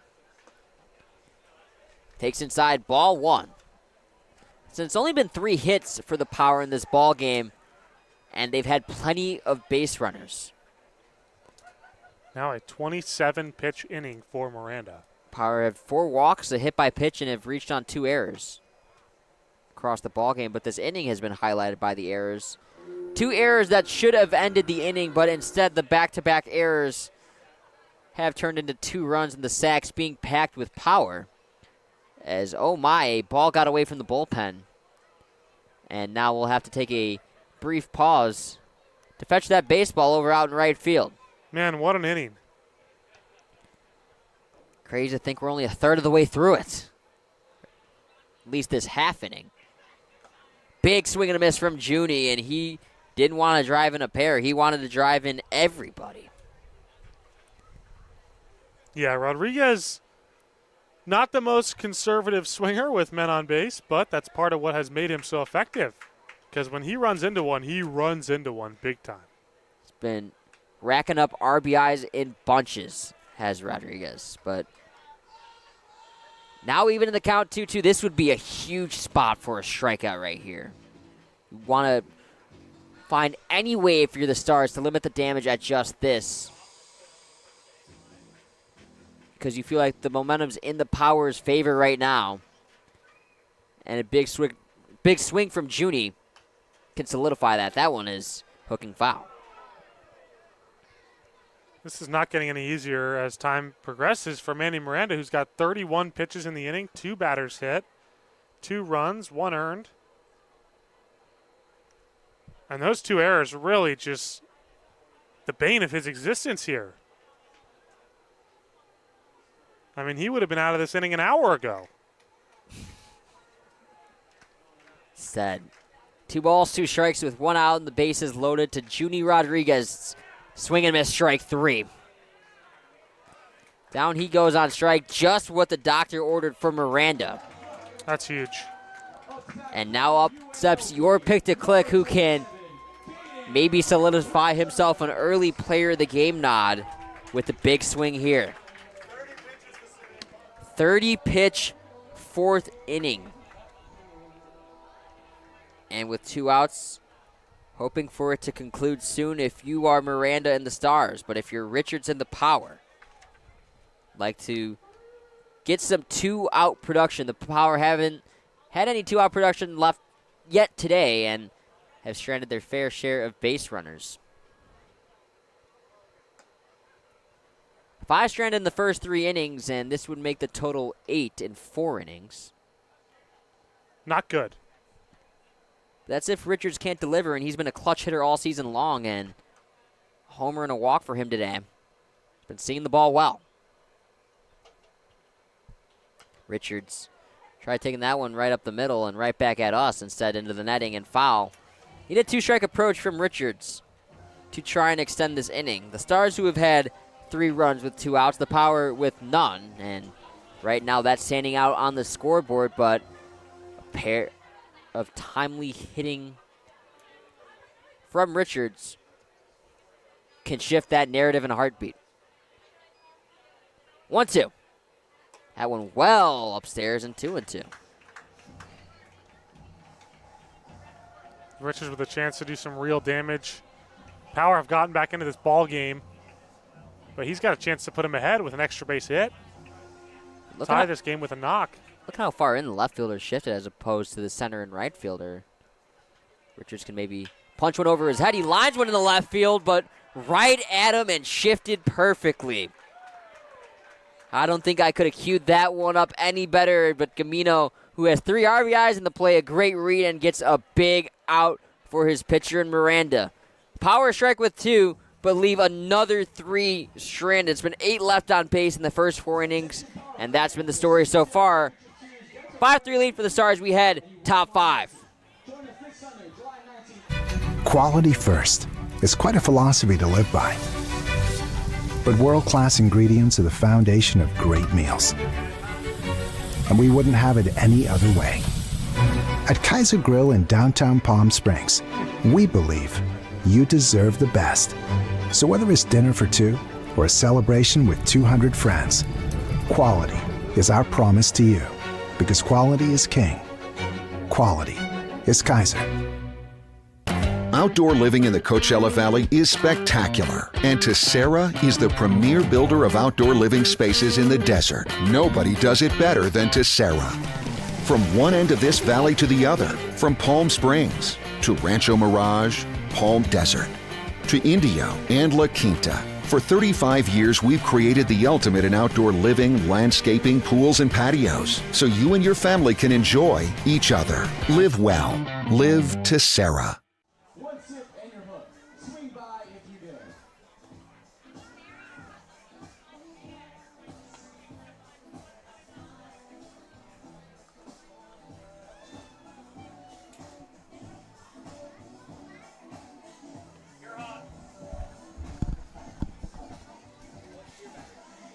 So the Power slashed the lead in half in the last half inning, but it's been a slugfest so far. 8 runs in the first 4 innings combined. That's the San Diego Stars nearly ahead 5-3 here, but it's a Power team known for late inning offense. So if you're the Stars, you'd like to keep tacking on. And upsets the beer batter in tonight's ball game, Gavin Gamino.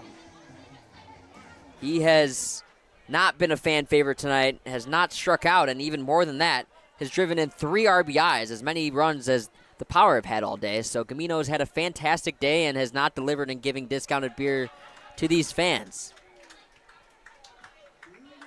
That he has not. Takes a first pitch strike, and the fans gave a big round of applause. We haven't seen him get to even 2 strikes yet here today. Or correction, in his first at bat, he did get to 2 strikes. But he had a great 2-strike approach and delivered a 2-out hit. But it hasn't been in an 0-2 hole all day, has he? And you'd love to give the fans something to cheer about.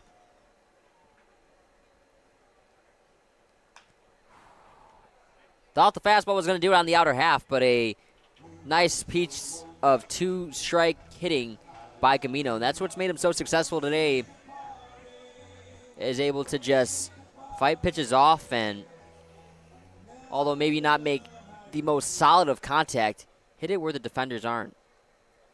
You say it all the time. Put the ball in play, good things happen. Happened for the Power last inning and looking for more here.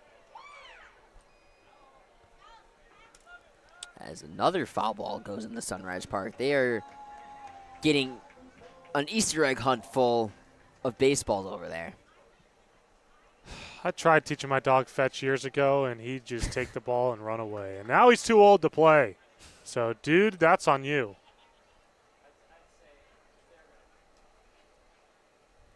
Swing and a miss, strike 3. Down goes the beer batter.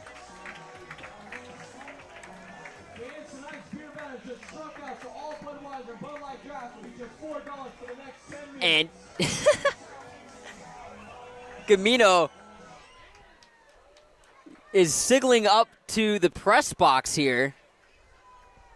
I don't know if he's just trying to poke fun with the fans. Our team up here to our right, Ethan Oliveras, Bailey Bender. He's just standing there laughing. He did the drink beer celly.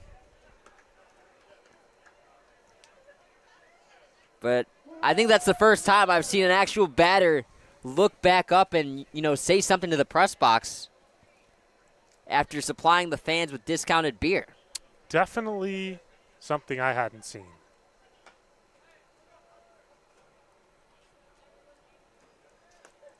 And what a time for the second total strikeout for the Stars of this entire game.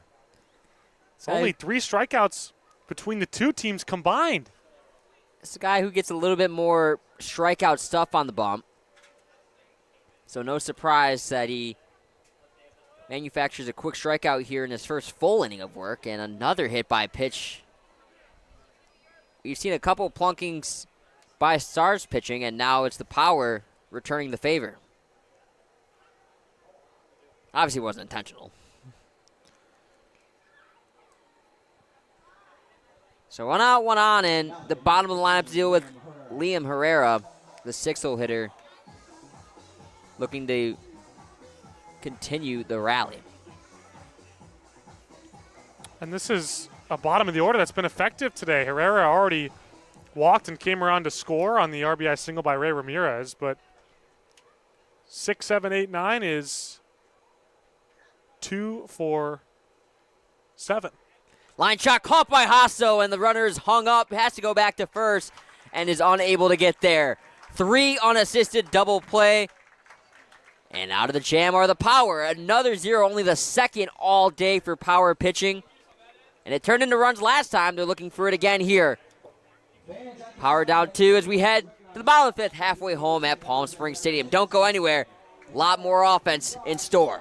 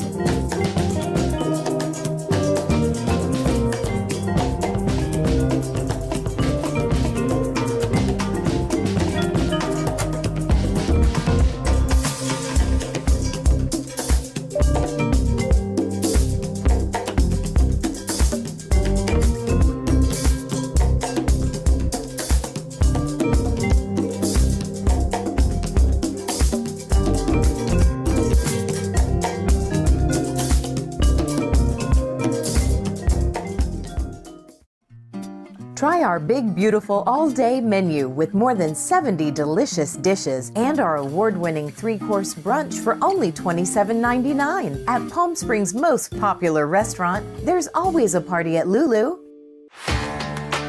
Whether you're building, landscaping, renovating, refreshing, or simply researching, rent the right size tools for your size jobs. In store, online, or in app at Sunbelt Rentals, where tools rule.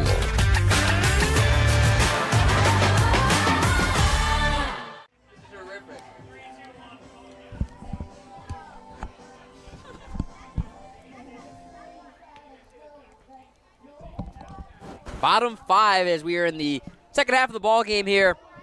Sam Egan joined alongside my good buddy and colleague Jack Glennon one more time in the regular season here. And we only have one day of baseball left here at Palm Springs Stadium. That's Sunday for our championship series. Game 1 being played tomorrow. That one being played at Cal Baptist in Riverside. So if you're around the Riverside area or want to come out to the road game tomorrow, come on out, support your Power for Game 1. But we'd for sure love to see you here at the ballpark for Game 2 and Game 3 if necessary immediately following. Game 2 will be at 4 o'clock on Sunday, so if you're in Palm Springs, you're around, you want to see some good baseball, championship will be won that day. And whether it's the Power of the Legends remains to be determined. We hope you either tune in with us here or are with us at the ballpark. Heads up, that one coming near the booth as we have some fans gather around the booth for our kids' call of the game.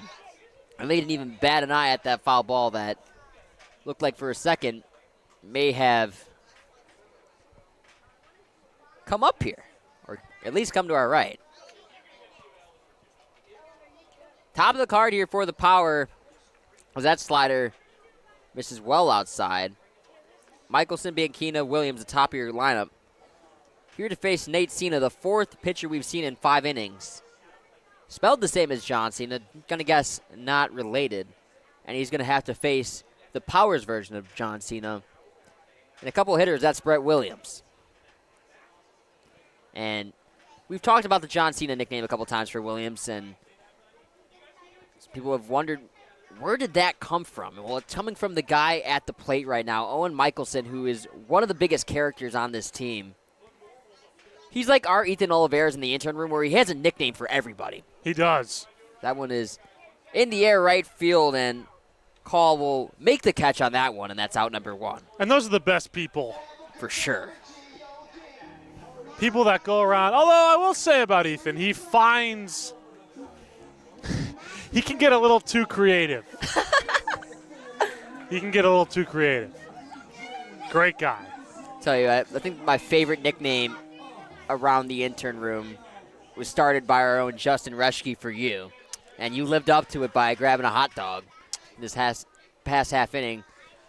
Justin Reschke, who is part of our front office, as Makate gets hit by the pitch after homering last time.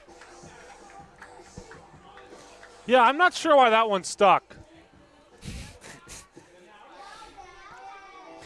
I also wonder the same thing, but everyone finds it hilarious. And other than the illustrious nicknames Ethan comes up with, our very own Justin Reschke not too shabby either. Yep, my initials are JG. That's been my nickname as long as I can remember, and he saw me eating a hot dog and decided to call me Jay Glizzy, and it stuck. Pitch hitter for the Power, that's Kai Cunningham coming in for Caden Durazo. And I couldn't be more upset about that nickname. I hate it. I mean, you did it to yourself, man. Can a man not enjoy a hot dog? And then I enjoy a hot dog in between innings, and I have to hear from the whole press box. I text our marketing manager, Griffin McDaniel, hey, can you bring me up a hot dog, please? And he says, classic Jay Glizzy. Unbelievable.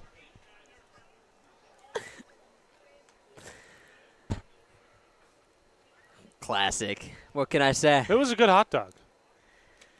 Some of the best across the entire valley here at Palm Springs Stadium. If you don't love the baseball, if you at least want to come out for some good food, one of the best hot dogs across the valley, come on out to Palm Springs Stadium. They're cheap, too. Cheap hot dogs, and who knows? Maybe you get a hot dog nickname of your own, like my good buddy Jack here, am I right? You don't want one. It's probably better off that you don't get one.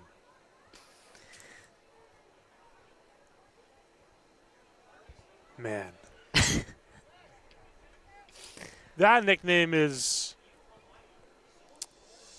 immortalized in my mind. I don't think I'll ever forget that one. Even though we leave here in 3 days, I don't think that one is leaving my mind anytime soon. Is that nickname staying with you and heading to Knoxville? God, let's hope not.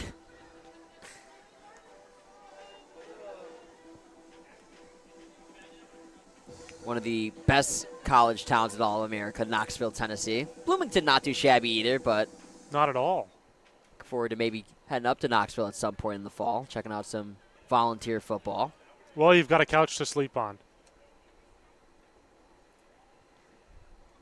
1-2 to Cunningham as he gets jammed up inside and is going to pop that one on the infield. Calling it will be the first baseman. I'll tell you what, the second baseman in Lockwood is not getting his chance to catch the ball. He's getting hosed.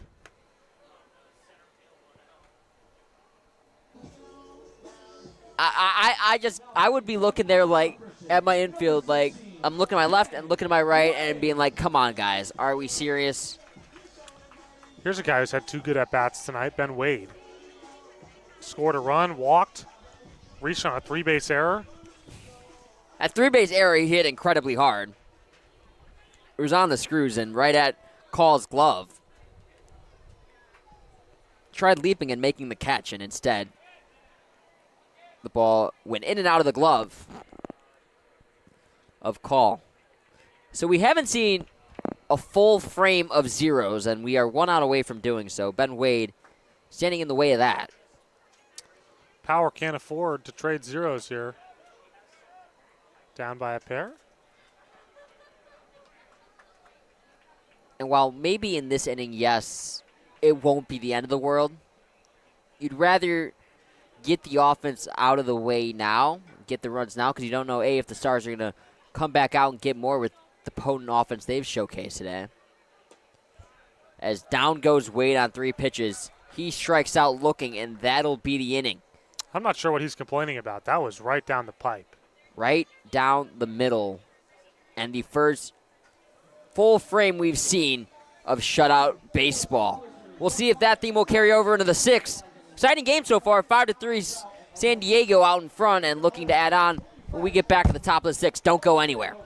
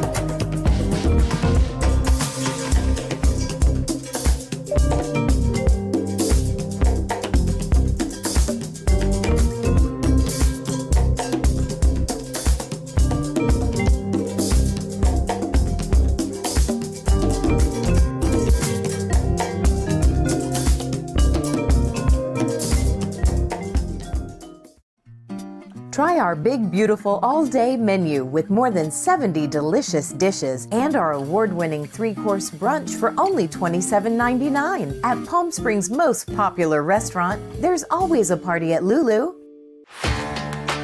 Whether you're building, landscaping, renovating, refreshing,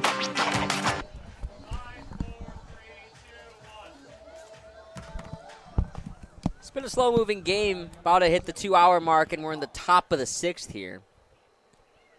Nevertheless, it's been an exciting ball game, a lot of offense. The bottom of the lineup due up here 7, 8, 9 for the Stars. Campagna, Ramirez, and Lewis. Ramirez right now drove in the go-ahead run as it stands. That came back in the 4th inning. Base hit that made it 4-3 after a walk from Liam Herrera. Landazuri threw an inning in 2/3 without giving up a run, trying to preserve this close game. And he's been doing a good job since he's come in of limiting the damage so far.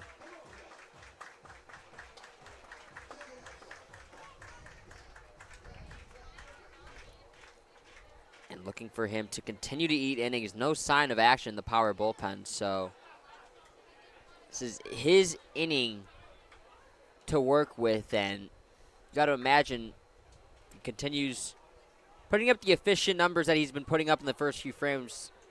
They'll let him go until he can't.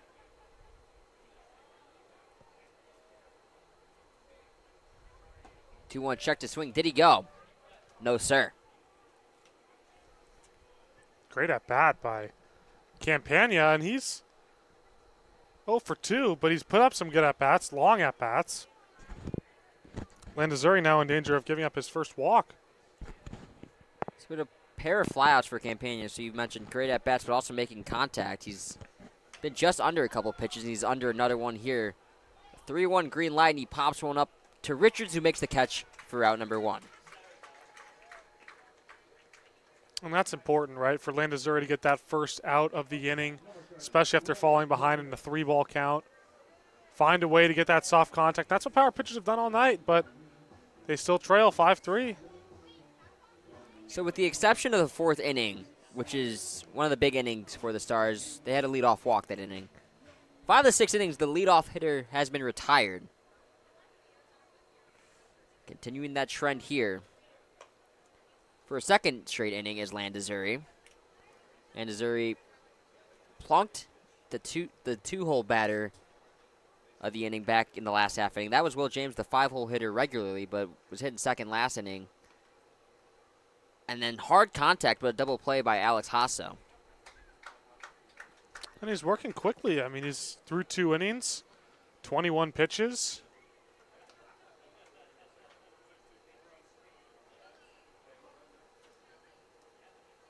Ball on a strike. Make that 1-2. So we've seen that part of the plate to righties maybe not get called a strike, but the outer portion of the plate to the lefties in that specific spot, wow, English is hard, has been called a strike more times than not this evening. Yeah, and it's interesting to see that discrepancy from the umpires. That one is way low. But if it's been called a strike all night, you got to understand that as a hitter now in your 3rd at-bat, and got to learn how to adjust if you're Ramirez, who's done a good job of adjusting so far tonight, obviously, with that RBI base hit already. Now in a 2-2 spot here. Got a breaking ball that saw maybe too much of the plate, and fortunate for Landazuri that one just fouled off.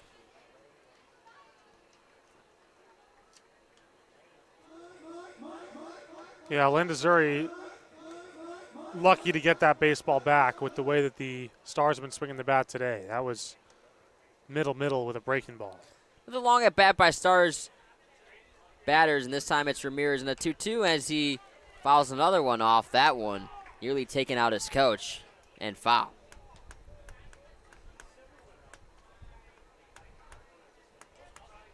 Their base coach giving him a death stare like, are we serious, dude? You're hitting it right at me? You're a lefty. Why are you aiming at me? Probably telling him, don't forget who you work for. 2-2. Swing and a miss, strike 3. Good at bat for Ramirez, but unable to produce a result. He asked the umpire where that pitch ended up and if it was in the zone or not.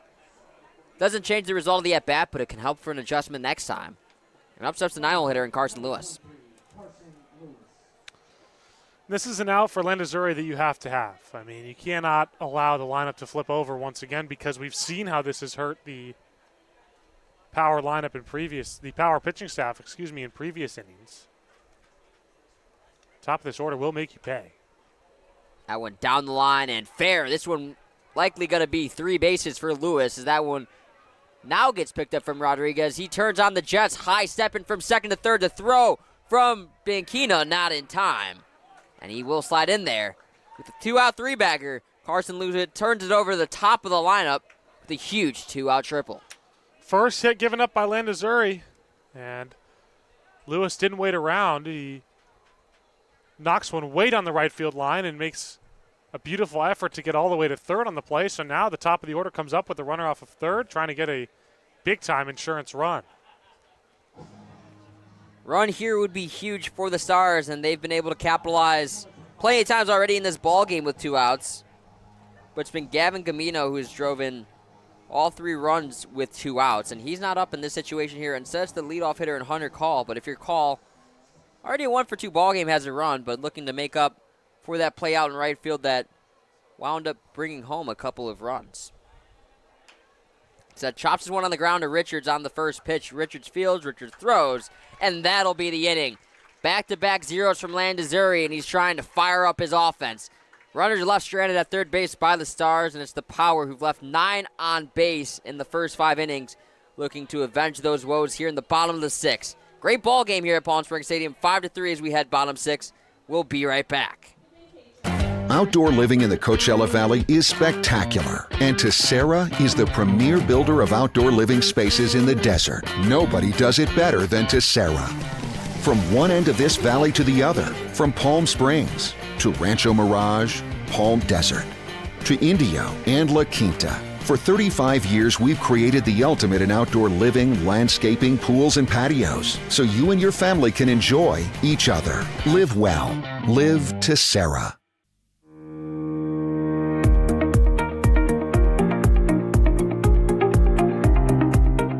Hello, Power Baseball fans. At SBMP Attorneys, we believe in the power of community. And that's why we proudly support the Palm Springs Power, our hometown baseball team. After a memorable championship season in 2024, capping off the team's 20th anniversary, we're all very excited about the 2025 Power team.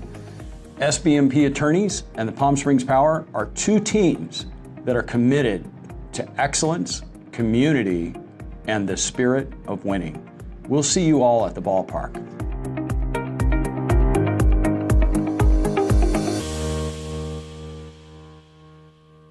Monster Shakes, the best ice cream creations in the desert and only place in the world that serves all 10 flavors of Dole Soft Serve. The winner of the best soft serve and smoothies, home to the world's best date shake and other fun creations like ice cream nachos and the cotton candy burrito. For a limited time, come in and try your luck. Any soft serve that weighs exactly 16 ounces is free. Monster Shakes in Palm Springs and Cathedral City facing the Mary Pickford. Franchise opportunities available too. Monster Shakes, a delicious mess.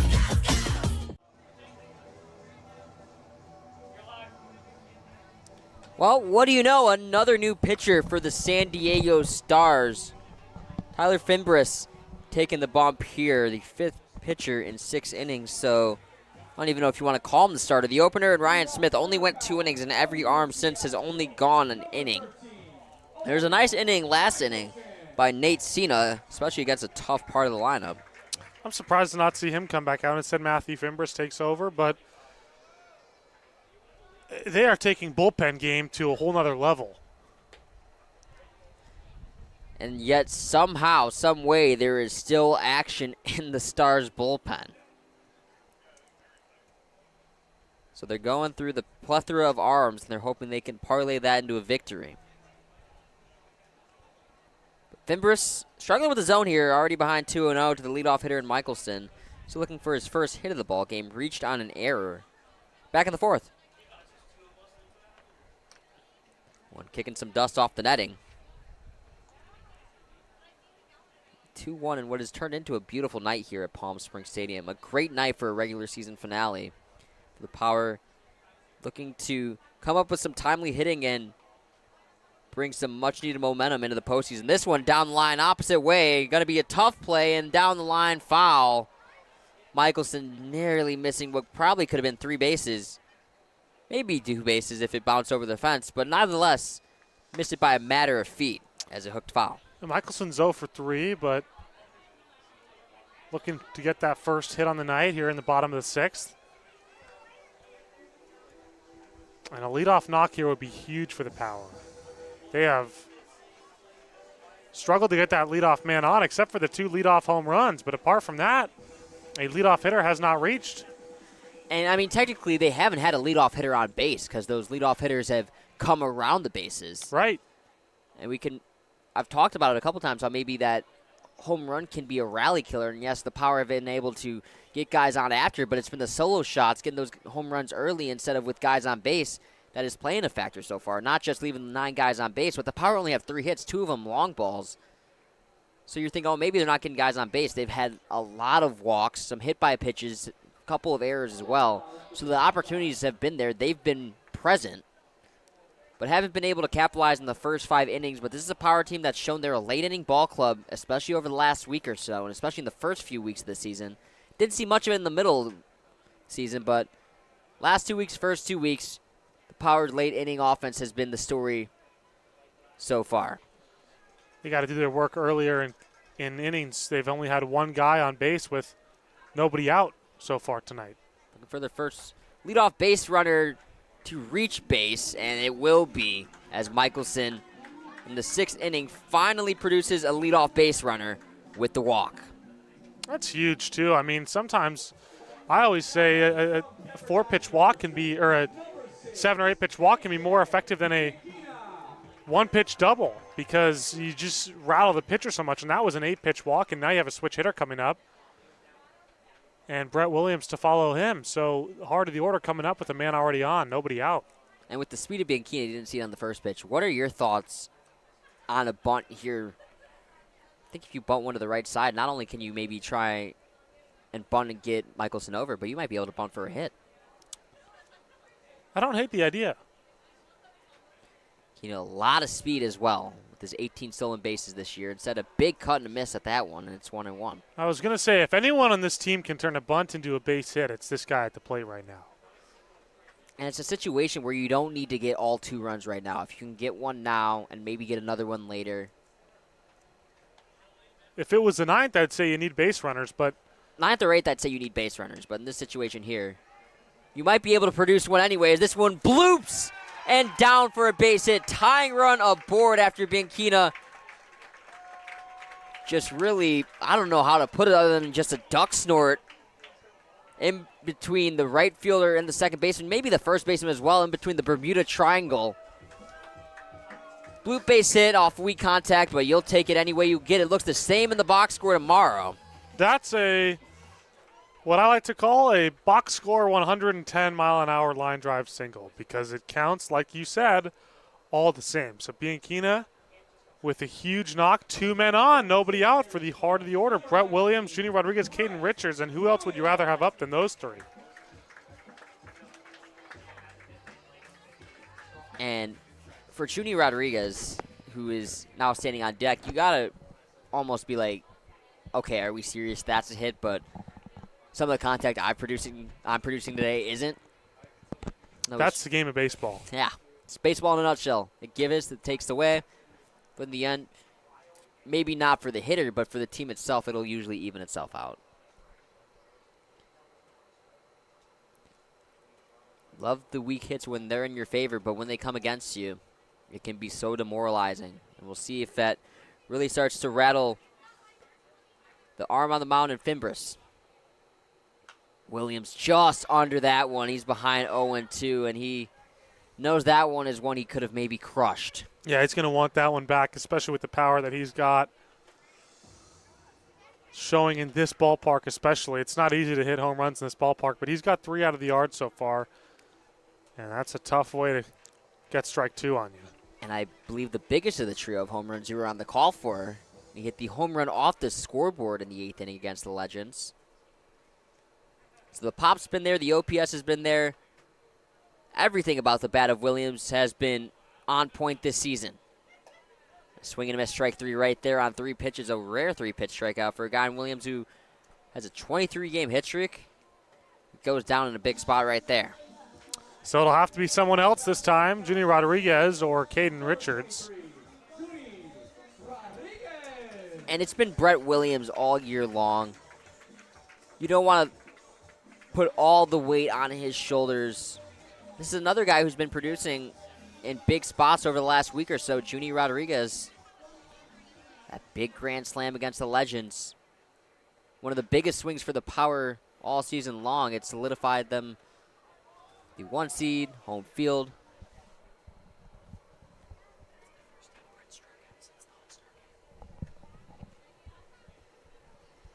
First strikeout for Brett Williams in 13 days. Wow. That is incredible stuff. And a 3-pitch one at that. How rare the 3-pitch strikeout was, let alone any strikeout. That just tells you how well he sees the plate. And to tell you how well he sees the plate, 35 runs batted in for a team lead. Second place, 22. Typically like to have your best hitter in either the 2 or 3 spot, and Williams has been in the 3 spot all year and has been an RBI producing machine. That ball gets away, and not only does that cut off the double play, as Michelson's going to round third, he's going to head for the plate. The play at the plate, out! I thought he beat the tag, and now Michelson is down holding his shoulder. He throws his helmet. I don't know if he's upset about the call or if it's the injury. I think it's the injury more than anything that is frustrating him. And this is a guy you can ill afford heading into the postseason. Double helmet throw. That one was a kick. Risky decision to try and break for the plate there, and now he's going to head down into the dugout. Rebound Mice playing over the speaker system following that call. It looked like Michelson beat the throw, beat the tag, but maybe a little bit too aggressive in that situation. And instead, that's going to be a base hit. What could have been the tying run is only going to make it a 1-run game, but a big hit nonetheless. Mankina coming around to score, and Junie Rodriguez remains clutch. He does it again here in the second half. So there's your pick-to-click partner, Junie Rodriguez, driving in his first run of the game. It's been a group effort for the Power tonight. 3 different guys with an RBI. I feel like his pick-to-click case could have been solidified a little bit more. Michelson doesn't get thrown out right there, but nevertheless, huge play right there. I think for the Power, you're more focused if Michelson's okay. 100%. That's a guy you cannot afford to lose going into this championship round. We said at the start of the inning, all you need is one here. Is now this one gets away. Rodriguez heading for second base, and he'll pump the brakes right there on another wild pitch, a second of the inning. Caden Richards, a 1-for-2 effort, a walk as well. And an opportunity for him here. Been driving the tying run, building a pretty good case for player of the game so far, and that could help even further. He's a true do-it-all guy on the baseball field. He's a guy that the UNLV Rebels are ecstatic to be bringing back into their program for a big senior season for him. Been great getting to know Richards and his entire family as well throughout the course of the summer. They're out here a lot, but when they're not, they're tuning into our broadcast as well. So now Richards is ahead 3-0. His father originally from Chicago, so we have a lot of like-minded interests in terms of sports teams, although Richards grows up a Cubs fan. That's tough for you. Yeah. We had our smack talk during the Crosstown series the first weekend, but looking forward to rehashing that rivalry back in August. 3-0 to Richards, and that's ball 4. Richards' dad as well, pretty solid golfer. We saw that in our chipping competition that we have every night here, and he had one of the best chips we saw all season. And he was super thrilled to get that green jacket.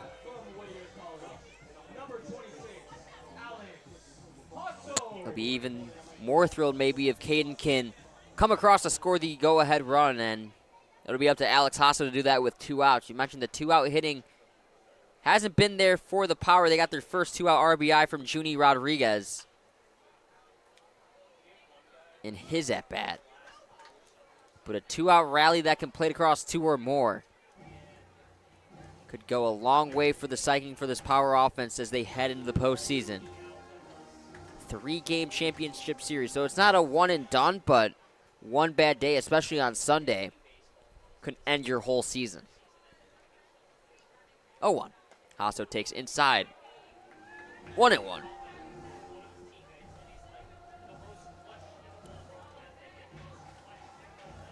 Kai Cunningham in the on-deck circle. He hit for Durazo his last at-bat. So it'll be his second AB of the day.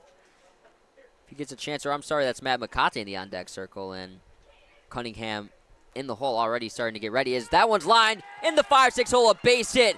Rounding third, heading for the plate is Rodriguez. The throw gets cut off by the first baseman and now comes into home. And they got him! The second runner gunned down at the plate this inning. What a relay from Gamino to the first baseman and Jones, and just in time to get Rodriguez.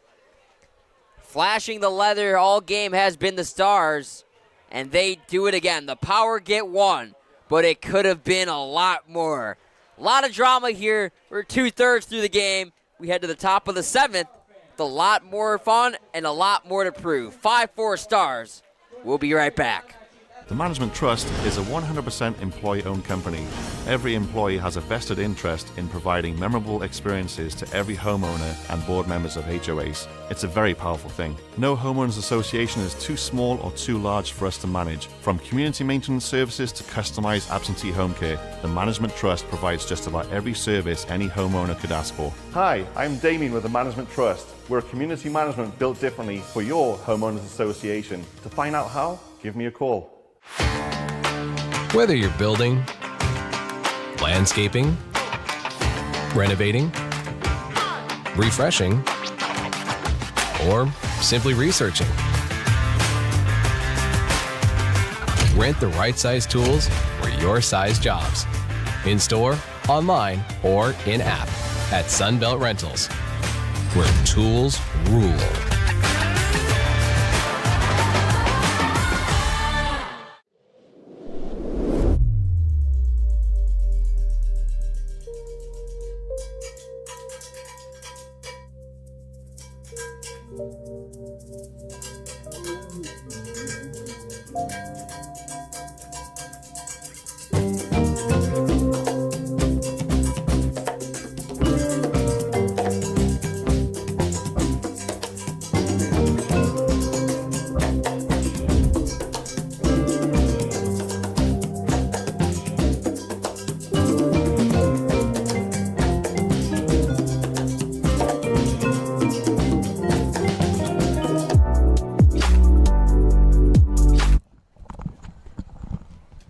Nearly stretch time, but 3 outs to get for Lana Rizzi and the Power.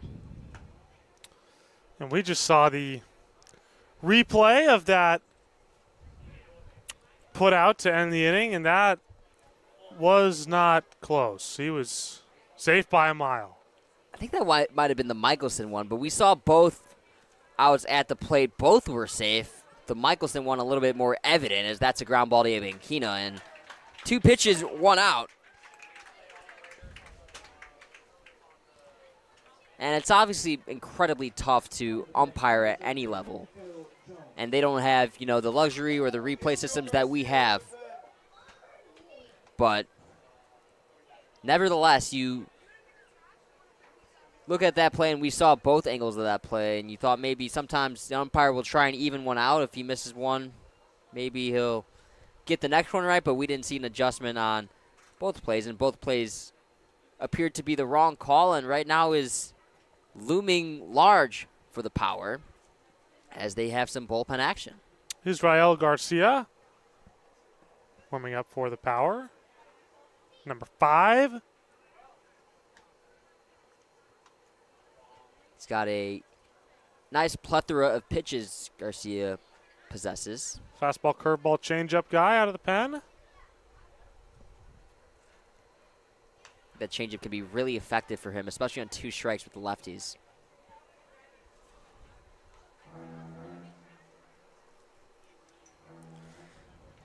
And we'll see if he gets his chance to make a Power debut.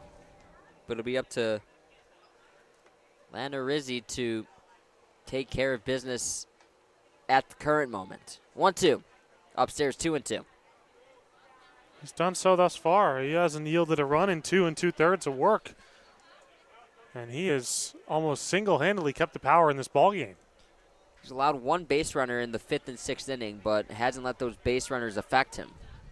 Slider, that one's a beauty. See you later.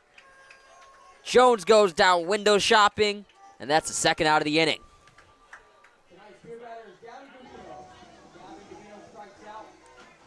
Beer batter. Went down on strikes last time and had some words for our media booth. Gave us like a thumbs up and the signal to go drink if you're the fans. Well, he's happy because he's got 3 RBIs, 2 base hits, and he made everyone here happy. Everyone's happy.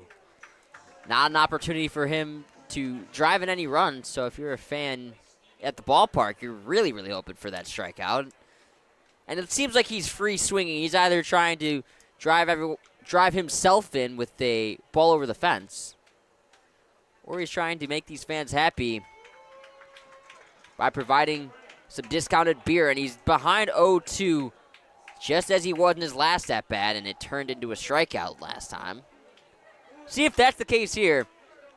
As beer sales nearing a cutoff, this is the last opportunity. Fans making some noise. The 0-2 checks his swing. Did he go? Yes, he did. And the fans are ecstatic. We'll head into the stretch with discounted beers in the stands and the Power in need of a rally. They only trail by 1, and they're hoping to tie this ball game up in this half inning. Don't go anywhere. This one's full of fun. We'll be back after the stretch.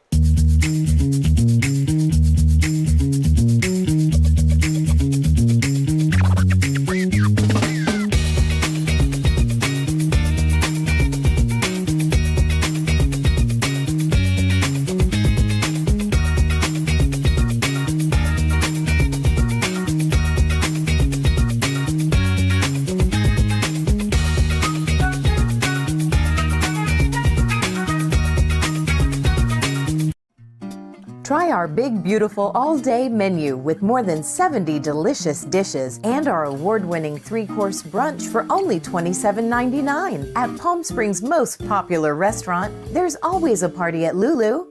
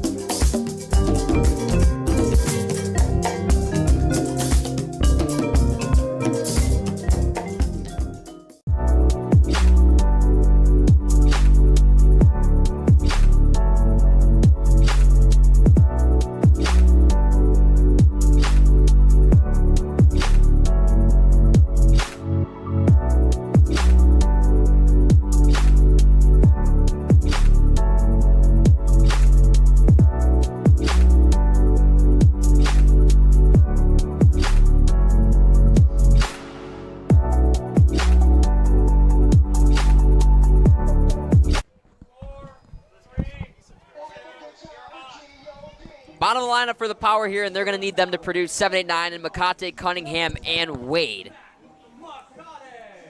It's the Power who ran into a couple outs at the plate. We'll see if maybe they're less aggressive on the base paths, trying to avoid running to outs.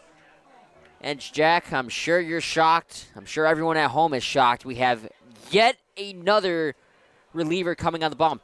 And you got to wonder, how many guys do they have available that are left, and how many arms did they bring with them to the ballpark today? 1 million. My goodness. Christian Estep taking over on the hill. I believe it's the head coach's kid, Sam Hughes, who's been walking around in a full uniform, and I feel like at some point, if they start running out of arms, it's going to have to come down to him. He's the bat boy. Yeah, for now. Bat boy / closer.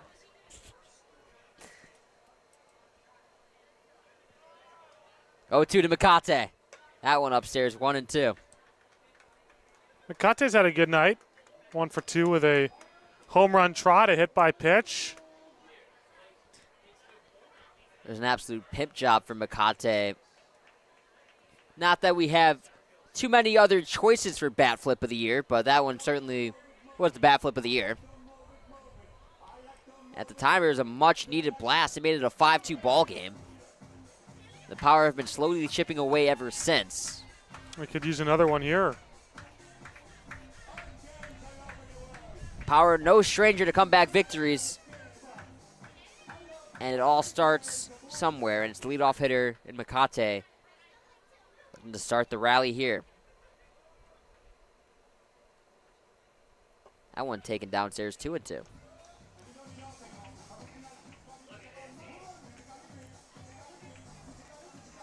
A lot of power in that bat of Matt Makate.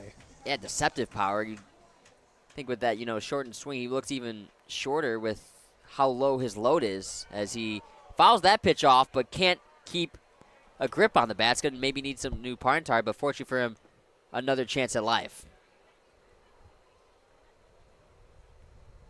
And he'll get some.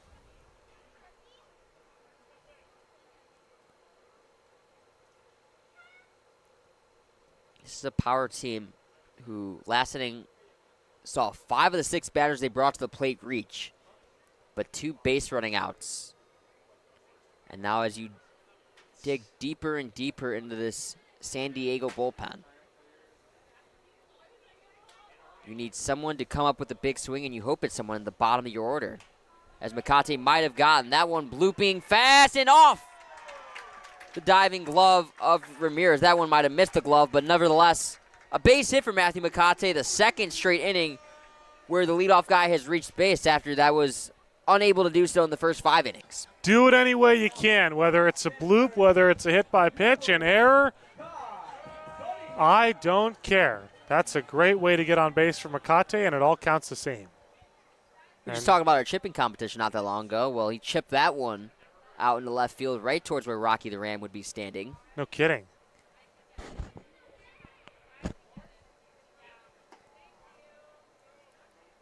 And just like in golf, was looking for green grass.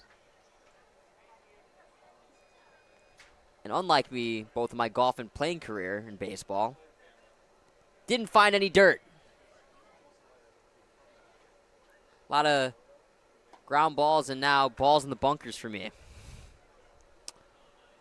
Sand is not my friend. I was not much the golfer. I was not much the baseball player. Maybe I'm just giving myself a hard time. I mean, I guess I'm just not much the athlete if I'm terrible at both Not those a bad sports. basketball player. Basketball I was okay at. I feel like you get better at golf the older you get. Yep. And the heavier you get. Well, just ask John Daly. At least for the both of us, I'd say we're in pretty good shape right now. Let's hope that it doesn't get too much Let's hope it heavier. holds. Ball and 2 strikes to Kai Cunningham, who's 0 for 1 in the ball game and his only opportunity as a pinch hitter. That one roped down the line, but foul.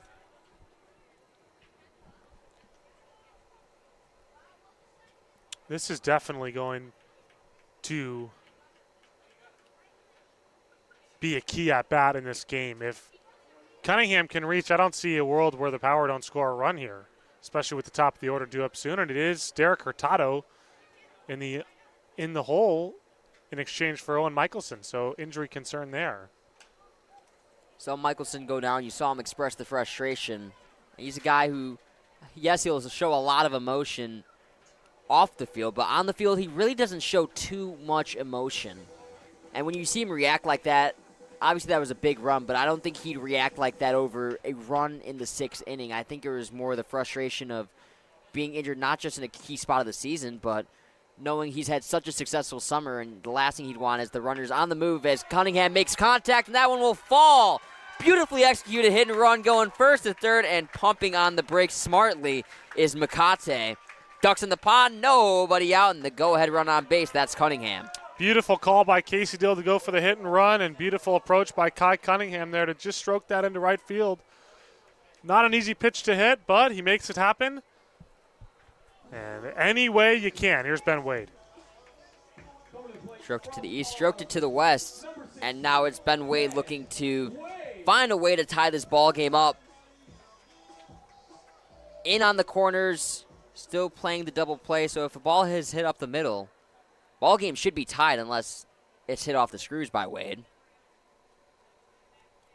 Wade tries taking the screws off the baseball, and he waits and misses at that one, 0-1.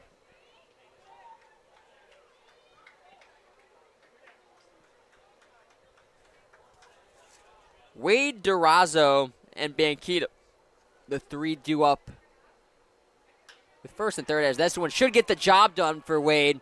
Pop up into right field, caught by Call. The runner tagging for home and will score with ease. All of a sudden, this ball game is tied. Sac fly from Ben Wade does the job. The go-ahead run still standing on base. He's still at first base in Kai Cunningham. Top of the card coming up. Here comes the pinch hitter in Durazo for the injured Michelson.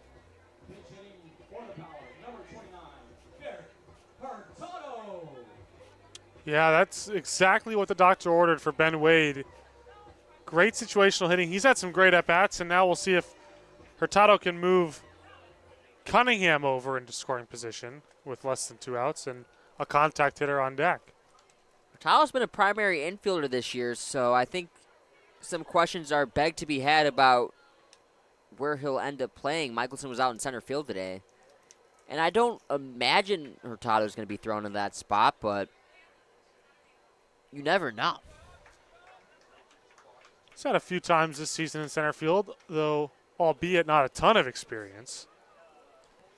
So there's a guy who probably can play out there and probably will play out there, but you'd like maybe a guy in Michelson who had a little bit more experience out here in the situation. Obviously, you can't control the injury bug, but for the Power, you're just hoping it's nothing too serious and that he can be back in the lineup tomorrow and Sunday for when it matters. And that's the risk you kind of bring with trying to play guys in a game like this where you're not really playing for anything else but pride.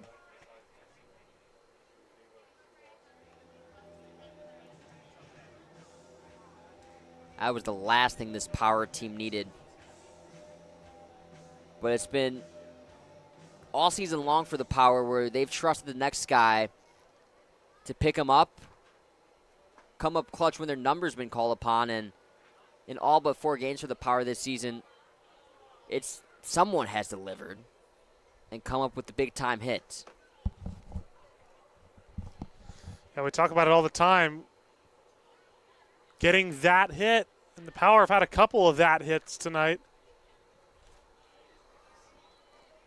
Did a great job all year of passing the torch. As that one's on the ground, this one could be 2, but it will not be due to the speed of Cunningham. He'll get to second base, and the only play will be at first. Tado's down on the grounder. Banquina with the runner on second base, a chance to give the Power the lead. Big RBI opportunity here for AJ Banquina. Got to find a way to make it happen. Grab the lead going into the 8th inning. Don't look back. Like to score here. Put it in the rearview mirror and trust the bullpen that's been dominant all season long. Garcia no longer warming up in the bullpen. So we'll see if maybe it's another inning for Landerizzi,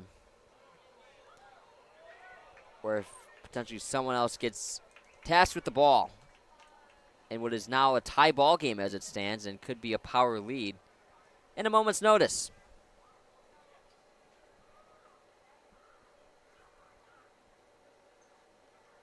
Swing and a miss. A ball, a strike, a big swing for Bianchina. And now he'll have to adjust.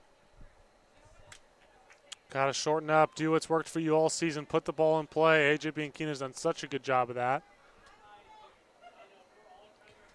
Plate appearance number 118 for Bianchina on the year. And he fouls this one off. 5-game hitting streak for Bianchina. And he's had a hit in 10 of his last 11. And a .434 on base percentage. His play over the last 11 games or so has really helped inflate both his batting average and on base percentage. He's had a good opportunity to improve it here today as well. He's gotten on in almost any way you could imagine. A walk, a hit by pitch, and a single. The only way he hasn't reached is on an error. Just looking to put the ball in play here with 2 strikes and 2 outs. As he grounds this one in between the 3 and 4 hole base hit. Rounding third, heading for the plate is Cunningham. He will slide in, and the Power, for the first time all day, have the lead. Do it any way you can, kid, and AJ Bianchina does just that. Puts the ball in play, and guess what? Good things happen. 6-5 Power going into the 8th. Huge run right there. Bianchina with the go-ahead knock. Big time from Bianchina. His 31st hit of the season and one of the biggest hits he has had all season. Only RBI number 11 for him on the season. But now with the fans completely into the ball game, Bianchina might even try to fire him up even more by potentially trying to steal second. He's on the move on the first pitch. Ball gets away. Will Bianchina try and take third? He'll not decide to do that, probably wisely. We'll get the stolen base out of the way. And for Brett Williams, who struck out for the first time in 12 games his last at-bat, looking to avenge that here. It's his first strikeout since July 4th against our beloved PSCL All-Stars. I know that was the one night of the year I think interns were rooting against the Power because of the underdog story of the PSCL and guys that we had all gotten so familiar with, seeing them in and out of the building every day. Well, Jack, I didn't have a dog in the fight. I was happy with whoever won, but I think you might have to speak for yourself because I remember in the intern meeting after the game, our CEO, Andrew Starkey, asked all of us, all right, by a show of hands, who here was rooting for the PSCL? And you were the only one in the entire room to raise your hand. I missed the PSCL, man. Williams, a big drive, left field, looking up is Ganino. And that baby will fall just shy of the wall. A run will score. Just missing the home run, but another clutch hit from Brett Williams brings in a big RBI, some much-needed insurance. 7-5 Power. Insurance open, insurance closed. Brett Williams with a huge knock to extend the Power lead, and look at that line score. The Stars jumped out to an early lead, 5-1, and the Power with 6 unanswered, and perhaps more with Junior Rodriguez coming up. And it's been Andrew Landazari who's a big thank you for that. 3 straight innings of shutout baseball from him. He kept the Power in the ballgame when he came in with the bases loaded, 1 out, didn't allow any runs after that. And it's been zeros ever since, and the Power offense has rewarded him. It's come in flurries the last few innings, but finally a big crooked number, 3 runs on the board, and it's been 2-out hitting as well for the Power. We've mentioned all game long that it's been the Stars who've been able to come out with the 2-out hitting all game long. And here in the late stages, back-to-back 2-out hits, driving the go-ahead run, and some much-needed insurance. Looking to add on more, Junior Rodriguez already in an 0-2 count as he will stay in an 0-2 count as that one drifts foul. I thought Williams had that one. It looked like he got every stitch of it, but the wind not helping the right-handed hitters. It never really seems to do at this ballpark, but especially here tonight, thought everyone might have carried, but did not have enough. But it had enough to go well over the head of Ganino, who has shifted very far in left field. He's still shifted very far in. And he paid the price for that one, watching the ball land well over his head and right in front of the Sherman's Deli and Bakery sign.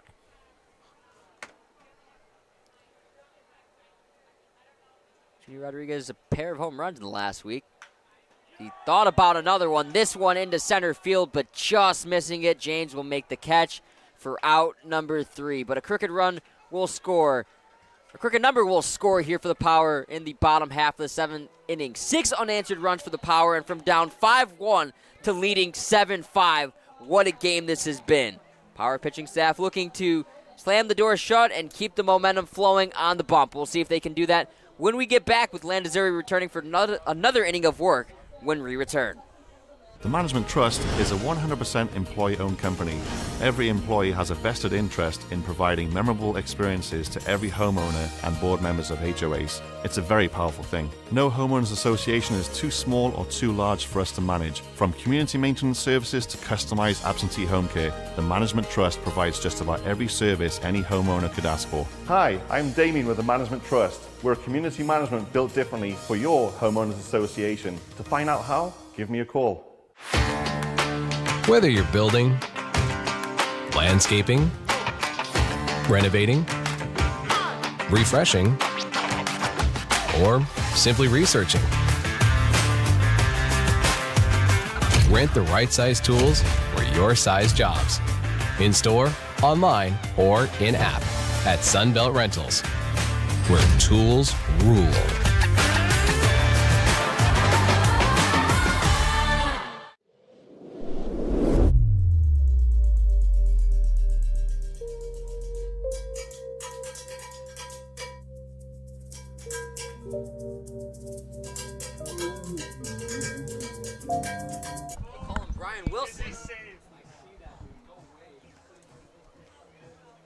Top of the 8th in the first inning, the Power will take a lead into the penultimate frame here at Palm Springs Stadium of the regular season. Sam Egan joined alongside my good buddy Jack Glennon. And Jack, what an inning we just saw. What a game we've seen here so far. The Power got to still seal the deal. Yeah, it'll take an effort by this bullpen that we've been seeing the last few weeks, and Landazuri has been incredible. It's been 3 straight innings of shutout baseball. He's gone 3 2/3 of no earned runs and hardly any damage to deal with. Delivered the second 1-2-3 inning of the ballgame by Power pitching, his first all day. But he's faced the minimum twice. He had a double play as well back in the fifth, so I guess you can count that one as a 1-2-3 inning, but an unconventional one at that. Hit by pitch and a 2-out triple have been the only damage he's squandered so far. He's in a 1-1 count here to Will James. James, the center fielder, had the catch that ended the bottom half of the 7th inning on a Junie Rodriguez fly ball. You feel like this is maybe the time that you need to get the offense going if you're the Stars, not just because it's been 3 straight innings of nothing and now you're facing Landazuri for the second time through. But you don't want to have to try and turn it over to your bottom of the lineup if you go 1-2-3 or 1-2-3-4 here and force the bottom of your card to have to come up with some big timely hits in the 9th. Yeah, Landazuri has been incredible. He's been shoving all day long, so you want to try to get him now before it's a little bit too late. You don't want to have to try to put up multiple runs in the 9th inning. There's a big difference between a 1-run lead and a 2-run lead in the 9th inning. So especially mentally, it's a hard mental block to overcome. 1-2. Landazuri got him looking. Another battered down window shopping. 3 straight strikeouts for him, and 2 of them have been looking. And that's 5 punch-outs on the day for Landazuri in 4 innings of work.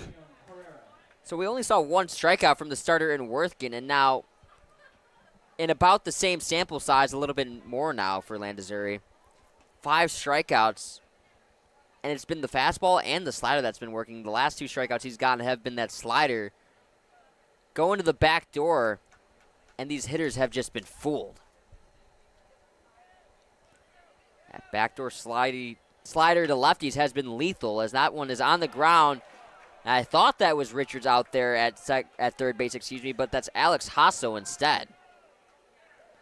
I think with the Power understanding how valuable Richards is and already seeing the injury to Michelson, they're not taking any more chances. So Junior Rodriguez to first. There's a lot of different defensive changes. Hurtado to center. For the Power.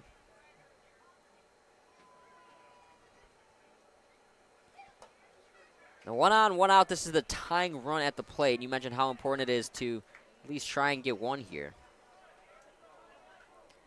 Campagna, Ramirez, and Lewis, the bottom of the lineup here, being tasked with trying to get at least one here and alleviate the pressure just a little bit in that 9th inning. This one on the ground. Hasso fields to Bianchina. The throw to first. An inning-ending twin killing. Landerizzi, his 4th straight donut of an inning. And that'll take us to the bottom of the 8th. Momentum is all Power right now. They're looking to extend their lead even further. It's already been 6 straight unanswered, and they look for more. Bottom of the 8th, 7-5 Power. We'll be right back with more CPCL baseball.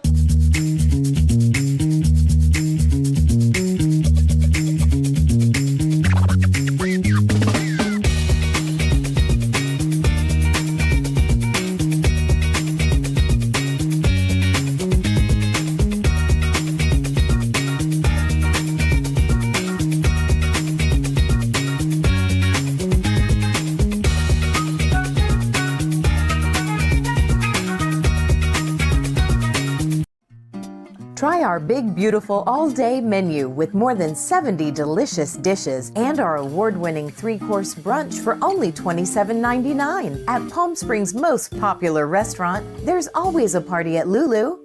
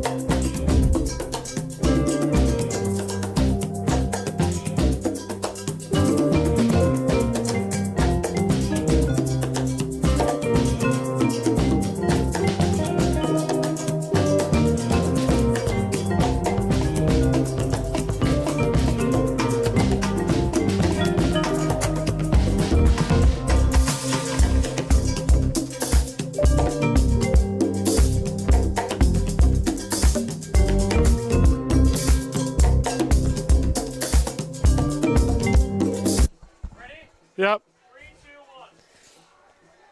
Bottom of the 8th here in the Power, looking to add on a couple more runs,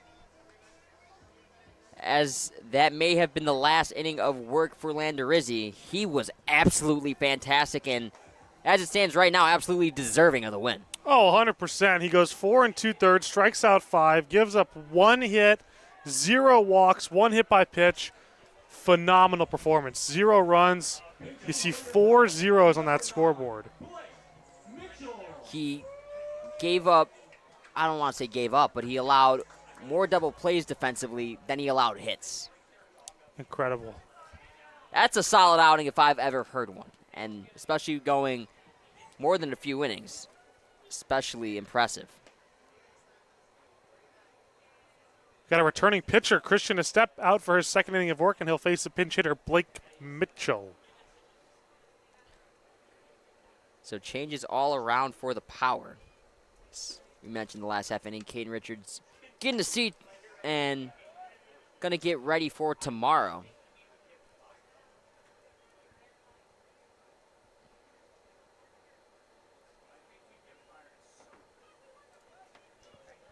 Already behind 0-2 is Mitchell. And make that 0-3. Gone window shopping on 3 pitches. Good morning, good afternoon, and good night. The backdoor slider working on both ends. Man, gone with the wind. That's tough AB. So up steps Alex Hasso. And after the 3-pitch strikeout, looking for just anything more.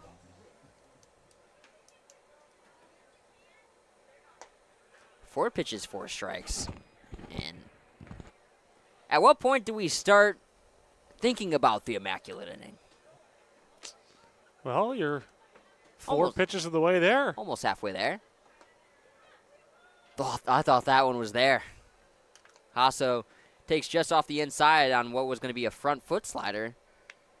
He's loving that slider on the spot, in that exact spot, whether it's to the righties or the lefties, and it's been creating some good deception so far. I had a lot of things on my bucket list for this season. I didn't think Alex Hasso playing third base was going to be one of them. But here we are. Make the same argument in the last ballgame of Caden Richards playing first base. Well, Hasso turned two, starting at third. There's a really nice play right there, but fortunately, not able to do anything with his bat. Back-to-back strikeouts on the bump. And Estep, after a rough last inning, looks like he's bouncing back smoothly. Matthew Bacate, 2 for 3 in the ballgame. He's gotten hit by a pitch that scored a pair of runs, one of them on a homer. Takes back foot slider, 0-1. Israel Garcia still warming up in the power bullpen. Perhaps preparing for a save opportunity. How about that? In your power debut, you get tasked with the save. Could be a big opportunity for him, a big moment for him against the San Diego Stars. Be a great way for the Power to cap off their season. But first, you got to maybe try and get a 2-out rally to help Garcia get some insurance. Maybe not make it a save opportunity.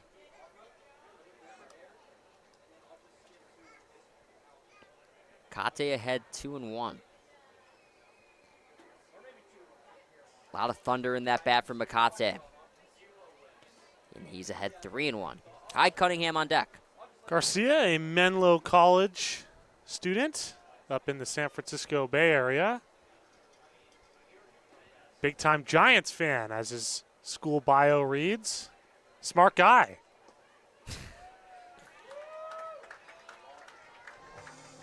Sure, you love any person who is a Giants fan. Obviously, out here in Southern California, there's so few and far between. I feel like he's a guy that you'd get along with fairly well.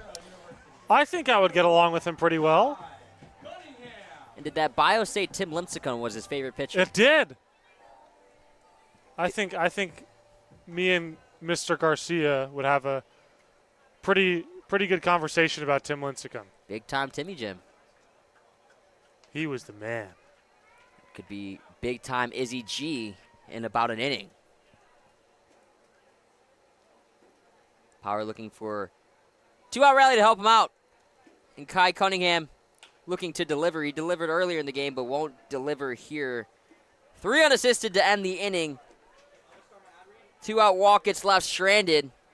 And here comes Garcia for the save. Don't go anywhere, folks. 3 outs left here in the CPCL regular season, and the Power looking to get their 28th win and take a lot of momentum in the postseason. It'll be up to Garcia to complete the task, and we'll see if he can do it when we...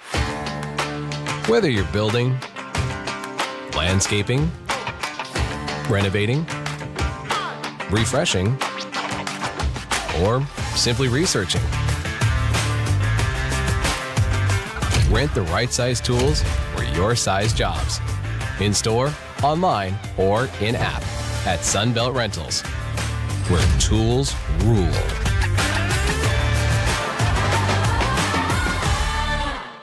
Outdoor living in the Coachella Valley is spectacular, and Tessera is the premier builder of outdoor living spaces in the desert. Nobody does it better than Tessera.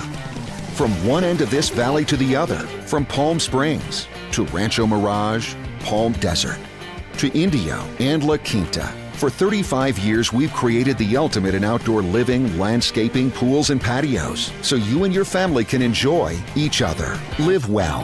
Live Tessera. Shopping for car insurance is confusing. Holy cow. Great. Now we have a cow in our kitchen. Why did you say that? Because I don't know what coverage to choose. So just say the State Farm jingle. A State Farm agent can go over all your options with you and help choose coverage that meets your needs. Dude, cow, could you move? Like a good neighbor, State Farm is there.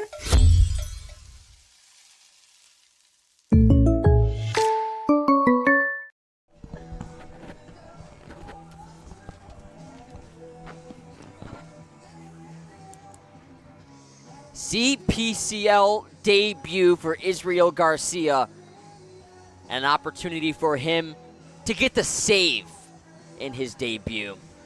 Has a 2-run cushion to deal with here and 3 outs to get.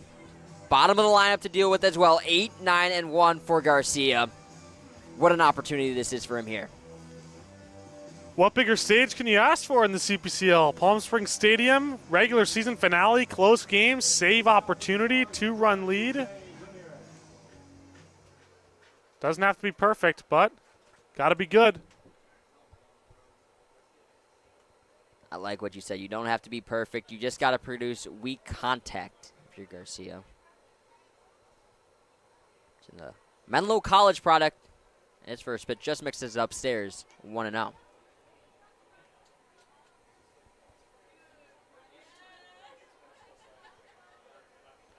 Fastball, slider, changeup. The arsenal for Garcia. And he gets a call with the fastball right there on the outer half, 1-1, and that's got to be a huge momentum boost for him. If you're Garcia, you saw where that pitch was called, and I think you got to keep attacking in that spot. Make that 1-2. It's been a strike all night to lefties, and there's a similar pitch right there. He heard you, partner. Garcia, who also wears number 5 at Menlo College, product of Archbishop Reardon High School. The rival high school of my Valley Christian Warriors. Would Really? you look at that? Yes. Upstairs 2-2. And I'm guessing you and Izzy never crossed paths, as Izzy had his talents on the diamond, you were on the hardwood. Yeah. Lot of rivalry disparities that I bet still stand. And absolutely. We might have to have a conversation. I am not a big fan of Archbishop Reardon in West Coast Athletic League. They were always a tough opponent in every sport. That one just foul. Garcia trying to get the strikeout with the breaking ball. Instead, maybe a slider that had too much plate. Unfortunate for Garcia. That one just fouled away. And according to his profile at Menlo, he does go by Izzy. Hometown of San Francisco, California. Swing and a miss, strike 3. Garcia gets the punch out for his first out and gets a nice ovation from this power crowd. What a way to start off your power career. Coming in for the save opportunity. First batter, punch out. You love to see it. Can't script it any better than that for Garcia. And, I mean, you can't be too shocked. He's put up great numbers at Menlo College. This year had a team-best 1.57 ERA. And to have that low of an ERA at the collegiate level is so incredibly difficult because you get so few opportunities to try and salvage your ERA if you have 1 or 2 bad outings. College ERAs averaging around the 4s. For Garcia to have that low of an ERA is incredible. That one grounded to Hasso over to first in time. 2 up, 2 down, and Garcia 1 out away from his first save, and the Power concluding their season, the 28-4 record. I'm liking this guy. Garcia looks great. So 1 more out for Israel Izzy Garcia to get the 3-out save. In 3 batters, that would be incredibly impressive. And obviously a limited sample size, but he'd be tied for the team lead in both WHIP and ERA. Wow. Not sure he qualifies? At the end of the season. Does he qualify? No. But can he get this final out and complete the save? That remains to be determined. Tries going with the breaking ball. Couldn't get a chase. And it's 1-1.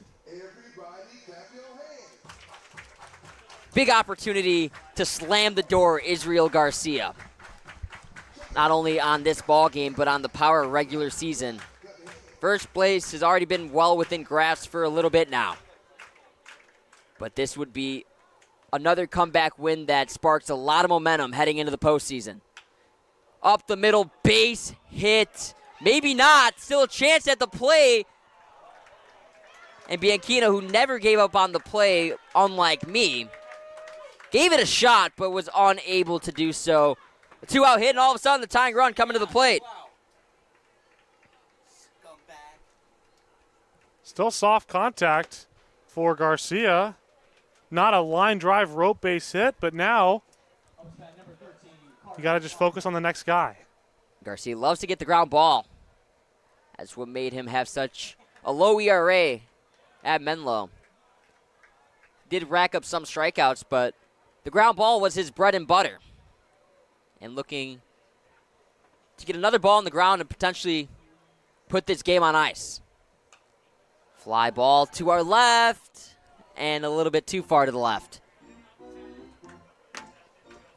Too far left, a saying that our Stephen Buxton, our producer, knows all too well with his golf swing.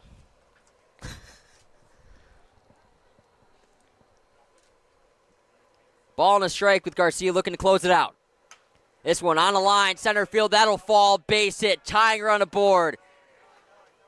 And going first to third is Call. No action in the Power bullpen. So this is Garcia's game to save or blow.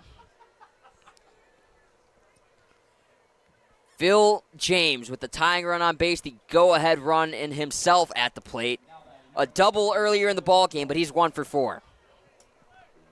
This becomes a really big at-bat for Garcia, who started off the inning retiring the first two with a strikeout and a ground out, and now ball on the ground.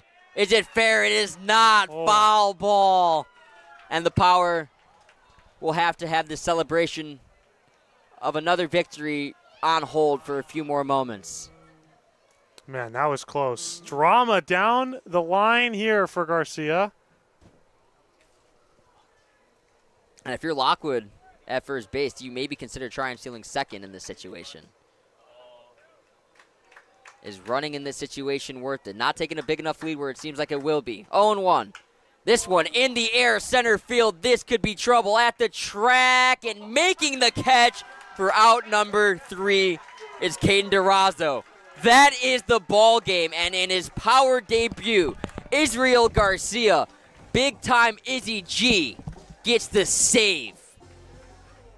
And that'll conclude not only the ball game, but the regular season for the Power. They'll conclude the season at 28-4, and they are back in action tomorrow for the postseason. We'll have that coverage for you, but they're not back here at Palm Springs Stadium till Sunday, where they hope to clinch a championship. A lot to unpack here. A 5-1 comeback for the Power. And that's in big thanks to just an offensive onslaught in the second half of the ball game and a 3-run 7th inning. Throughout the week, it's been the 8th inning where the Power have come through, but the 7th inning today was the deciding factor. Another clutch hit from who else but Brett Williams. A.J. Bianchino came up with the big knock. But this game is not possible without the performance on the mound from Andrew Luterizzi.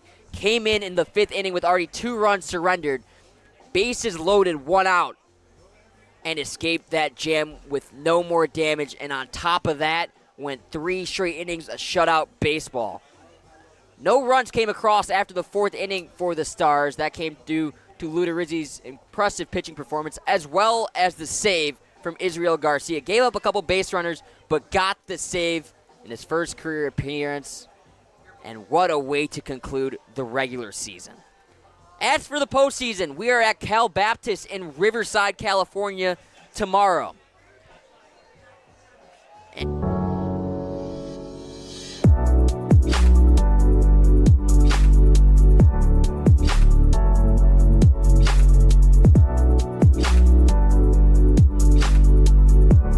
Here starting tomorrow as the postseason kicks into gear tomorrow. That'll be all from Palm Springs Stadium today. Game 1 tomorrow, the postseason. First pitch set for 4 o'clock. we will have the coverage for you live from Riverside, California at Cal Baptist University. It'll be Stephen Buxton and Ethan Oliveris on the call. And then Sunday, Game 2 at 4 o'clock as well, and if necessary, a decisive Game 3 will immediately follow that.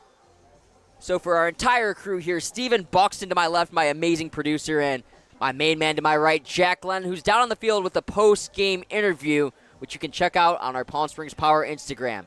That's all from tonight here at Palm Springs Stadium. Coming up next, the postseason. We'll have that coverage for you tomorrow at 4 o'clock. You won't want to miss it. Thanks for tuning in, and we will see you tomorrow. Go Power.